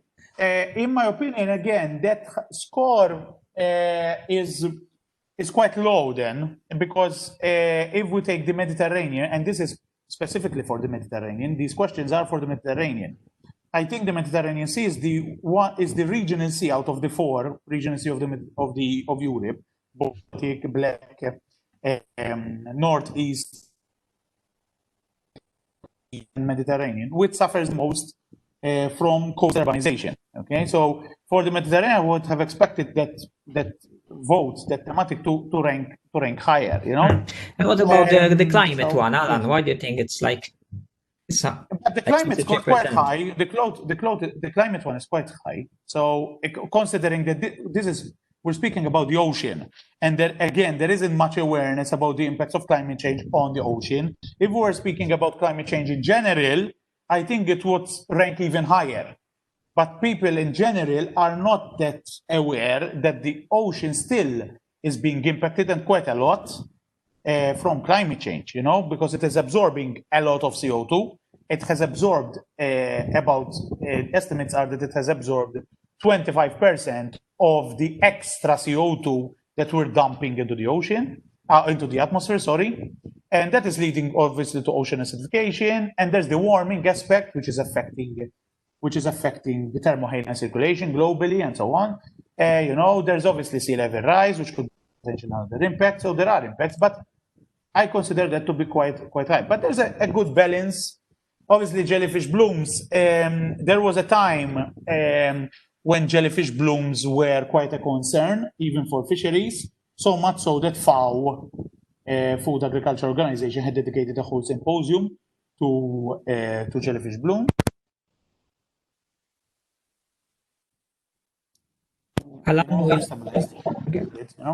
So acidification is quite a technical issue. There's still a lot of scientific gaps. There's the scientific state of the art is still not that advanced. For instance, if we had to put amongst the thematics underwater noise, I believe that it would score low as well, because the science is not yet well known. But it doesn't mean that ocean acidification is not a challenge. We still don't fully understand what the implications will be. So overfishing, again, for the Mediterranean, it's a big issue. Even the commission, even ex-commissioner Vella had admitted this. Most of the stocks in the Mediterranean are overfished. The Mediterranean is an overfished sea. It's a big issue for the Mediterranean. It's interesting, the distinction between pollution from land-based sources and sea-based sources. Yes, I was going to comment on that as well. So I think that the land-based sources scored so high is indicative of the fact that the Mediterranean is a relatively closed basin. And also the fact that there's a long residence time of water in the Mediterranean. It takes about 80 years for the Mediterranean to fully replenish itself, for all the water to be completely exchanged and so on. So anything we throw. So I think I share this scoring, this ranking, that land-based sources in the Mediterranean, land-based source of pollution, much more of a challenge, even because you have all of the big cities in the Mediterranean are based on the coast. And most of them don't have a sewage treatment system, especially in North Africa and the Middle East and so on. So there's still a lot of pollution originating from land into the Mediterranean, So, yes. I don't know if anybody wants to, that is my interpretation, but if anybody wants to take the floor. Lisa Patch also posted a very interesting, it was like a follow-up, but it's an interesting question that we can tackle here as well. So she said the blue economy encompasses both traditional industries like shipping, tourism, etc., as well as emerging sectors related to blue biotechnology, marine aquaculture, and ocean energy, amongst others. Like countries and regions are at different starting points in relation to developing a thriving blue economy, both in terms of their research and innovation assets, as well as human resource capabilities to implement a blue economy. How do you think that, one, research, and two, policy could address this challenge? In particular, could lagging regions risk being left behind in the ocean missions that has set ambitious goals?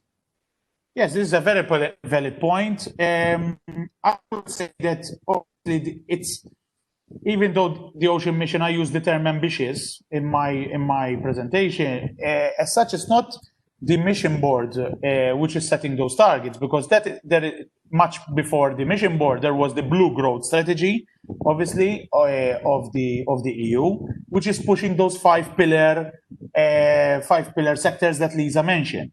So the focus on blue biotechnology, for example, which is a relatively novel field, was identified by, so the mission board is simply building up, is setting tangible and ambitious targets on the vision established in the blue growth strategy, okay, previous to that. there will never be an even playing field, that there will always be countries which will obviously, be way ahead than other countries.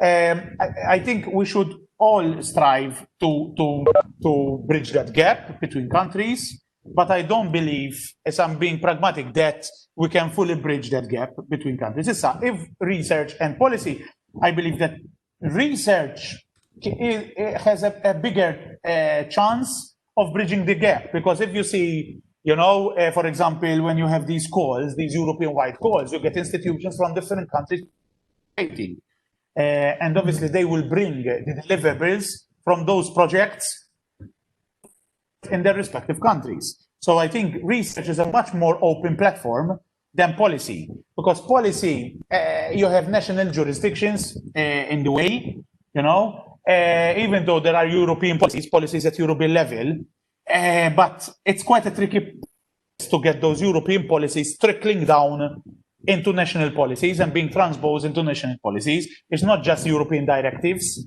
which need to be transposed into national laws, So I believe that research stands a better chance, research and collaboration, I would widen that, okay? Research and collaboration is better placed at bridging this gap between countries.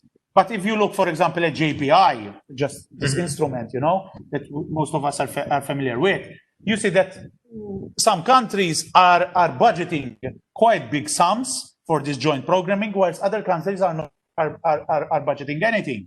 So Malta, despite being small, I commend Malta that it's actually managing to follow quite a large number of these calls and to budget even those small sums, but it's following them. I believe that's also true for the Martiera call, right? Exactly. So in July, there was a new call which opened, which was on technology. I think it was a joint programming as well call. And you see some countries, our Italian partners, which we normally collaborate with on projects, they were quite perplexed that Italy, they cannot participate because Italy did not budget any funds for this I forgot the exact name, our MCST colleagues who are following probably can provide the name, but it was a Blue Biotechnology call. And West Malta actually is in, so they actually look up at us, even though we're a small country, that we are following these various calls wherever possible, Yes. I don't know whether we can take some feedback from the participants, or they can use the chat. In the meantime, we can move on the second. Let's move to the second one, yes. And then question, exactly. So why are the most Mediterranean, including Maltese citizens, not aware of such challenges? And how could a European mission on the ocean seas best engage them? And a lot replied by a combination of these. So I had lack of information provided by public institutions, lack of information provided by scientists, or low priority given to such issues by citizens. So all of those. But as a scientist, and I think yourself, Adam, I think you might share the same opinion. I'm very happy that the red slice is non-existent. It's exactly. Okay? So I think as scientists, we are providing information. Okay, we're sometimes accused of not speaking in a language which is understandable. Exactly. So that's the yellow slice, which is also not very big. Exactly. But I tend to agree that we need to do more to actually translate scientific jargon and the scientific lingo into obviously policy briefs, so language which is understood by policymakers, but even into the layman's. But the lion's share, the predominance of the green slice shows that we basically selected the right options. We didn't miss any potential reason for so a combination of all these. That is what it's saying basically, that we need more information out there, that the European public is yearning for more information, and information that they can digest, not obviously in scientific publications, because scientific publications, they just reach the scientific community, okay? Yes, and public and scientists and policymakers should obviously work much more to make such information available to stakeholders and to the public in general. Okay, thank you. Maybe we should move to the third one. So how should the European mission on the ocean seas be designed to engage Maltese and Mediterranean citizens in tackling the major challenges faced by the Mediterranean marine environment? And again, here the biggest share, which was, as I'm moving the chat a little bit around, was of 84%. That is invest heavily in promoting blue growth. So that was the major one. The second, this is followed by invest heavily in addressing marine pollution. Exactly. And the third one is invest more energy in ocean governance. Okay. Now, I am encouraged by the fact that none of the options got a 0 score, and none of them got actually a very low score, because you see that at least the minimum number of scores was 5. So again, all of them were considered highly by participants, which is good, because all of these options are obviously important. If there was an infinite pot of gold, an infinite kitty, I think each country would invest in all of these. You cannot exclude any of these because they are all important. So that is encouraging. What is also encouraging is that ocean governance actually got a very high score. Because again, I was under the impression that ocean governance as a term was quite elusive to many. Ocean governance actually is, Exactly. We speak a lot about good governance, public, even in the political narrative in this country and in all countries. Governance is mentioned a lot, when we speak about good governance, ombudsman here and there, and so on and so forth. But when it comes to ocean governance, we're not that yet familiar with the term. So again, that is encouraging. I will obviously pass on these messages to the mission board, to the commission. I believe that we should leave the link open, active till Monday. So any of you who hasn't yet given his submission, as we've said, it's just 3 questions, multiple choice, so no open-ended questions. It takes a couple of minutes, probably 3-4 minutes, because if you feel strongly about one question or another, now is time to affect, obviously, to influence the vote one way or another. So that next week, since Tuesday is a public holiday, on Wednesday, I will pass on the results to the commission. So please, let's try to get those numbers up. If we manage rather than 19, if we have managed to get 25, at least to get half of the participants registered for this group, for this meeting, to participate, that would be really, really good, Great, thank you very much. I don't know, Annabel, whether you want to make some concluding remarks, maybe, or the other participants. Yes, if there are any further questions, please do go on and ask them. I'm monitoring the chat, but there is not a lot of activity. No. Hi, Annabel. Can I just say a few words? Yes, sure. Go on. Well, I thank all the presenters for excellent contribution, because, well, first and foremost, for those who don't know me, I'm Captain David Bugeja. I'm the head of Ports and Yachting Directorate in Malta from the Transport Authority, which of course is very relevant to the subject matter, bearing in mind it's one of the core economies. And I am extremely pleased because I can see that within the local context, something that I have always argued about is the valid interaction of studies and scientific development and research with the industry. I'm very pleased to know that we are having a very tangible, practical approach, because some of the things that are being done and researched and developed in Malta are very useful and complement our industry. I mean, the ports and maritime industry in general. What I would like to say is just a few words for the scientists and the researchers of how the hands-on people that I interact with in our area of competence, what is expected.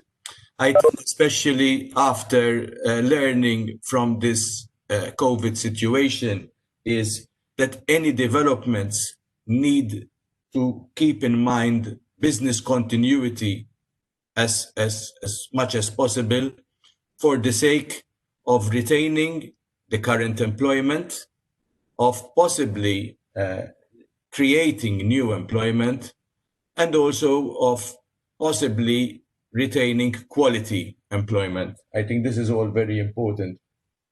And the other aspect that sometimes I face with industry is that industry is very much in favor of a Green Deal initiative of sustainable development, but the startup, the capital costs, and also the reception from the end consumer, it ends up all about being about commercial viability and cost. And sometimes there is a challenge. Just to give a practical example, in principle, a lot of people are in favor of electric cars, but the cost, maintaining them, some associated risks with having an electric car is something that is still putting the consumer in a reserve position. So just a very quick thank you to all, and the appeal is that at least, and particularly in our small island community where our maritime resources are so vital for our day-to-day, that I look forward to all the scientific research and policy development so that we keep maintaining a sustainable maritime economy. And also because within the context that recently I have been tasked to take over the functions that were previously delegated to the Malta Maritime Agency, being the integrated maritime policy. And in the coming days, I look forward to engaging with all of you to revisit the integrated maritime policy for Malta and work together to have, a very dynamic and forward-looking blue economy and integrated maritime policy document and vision for Malta. Thank you, everyone. Thank you, Captain Bugeja, for your comment here. If there are no further comments. I wish to say something else. I thank Captain Bugeja, obviously, for his words of encouragement. I obviously acknowledge his great work in promoting the integrated maritime policy in Malta. I've just shared something on chat. I had to resend it twice because it was too long and it was truncated. Because even there was somebody who asked me, I think it was Aldo, about citizen science, citizen engagement. A call has just been launched by the mission board, Ocean Mission Board. It will run from 1st September to 14th September. It's targeting citizens, all citizens, who will be given the opportunity to react to proposals being made in different countries on where the mission board should go in future. Okay, so just follow the links. There's the link, and the results. So what citizens will actually be submitting there. So it's like a survey that we've done for this WestMed meeting, but throughout Europe. Okay, and the results will be announced obviously at the European Research and Innovation Days in Brussels on 22nd September. So feel free to share this info, especially the link, which is basically in the second and third line of what I've just shared on. Thank you. Thank you, Ellen. Just to wrap up all these discussions, it has been very evident that the importance of the interlinkages between the different sectors has its cons, obviously, because as one sector is impacted, it has a ripple effect on the other sectors, but it also shows the strength of these interlinkages in the sense that enhancing one sector will have a direct or indirect impact, positive impact on the others. And here, this also links with the importance of digitalization for the building of resilience of the blue economy for the future, especially for the emerging sectors, where the data collection and its application becomes, the importance of them becomes very, very evident. I would, if there are no further comments, if we have missed any of your questions, we will surely be addressing them via email. We will prepare a short report and we'll be sending it to you, to all the registered participants. We'll also be sending you all the presentations and a recorded video of today's event. And finally, I would like to conclude by saying thank you to all of you who attended the event. Thank you to all the speakers and for your support and contribution, valuable contribution to this event. And a special thanks to Ellen Deidun and Adam Gauci, not for just making the presentation, but also taking the initiative to organize this workshop session and generating this fruitful discussion. And also, I would like to thank Thanos from the central team from the WestMed initiative. Also, would like to thank the staff at MCST and also from Transport Malta, who were very, very, very supportive throughout this process. And I think that's all from my end. We can bring this event close to the end. I hope it was informative and you learned new things. Surely I did. And if you have any further questions, please feel free to contact us via email, and we'll get back to you for sure. Thank you all.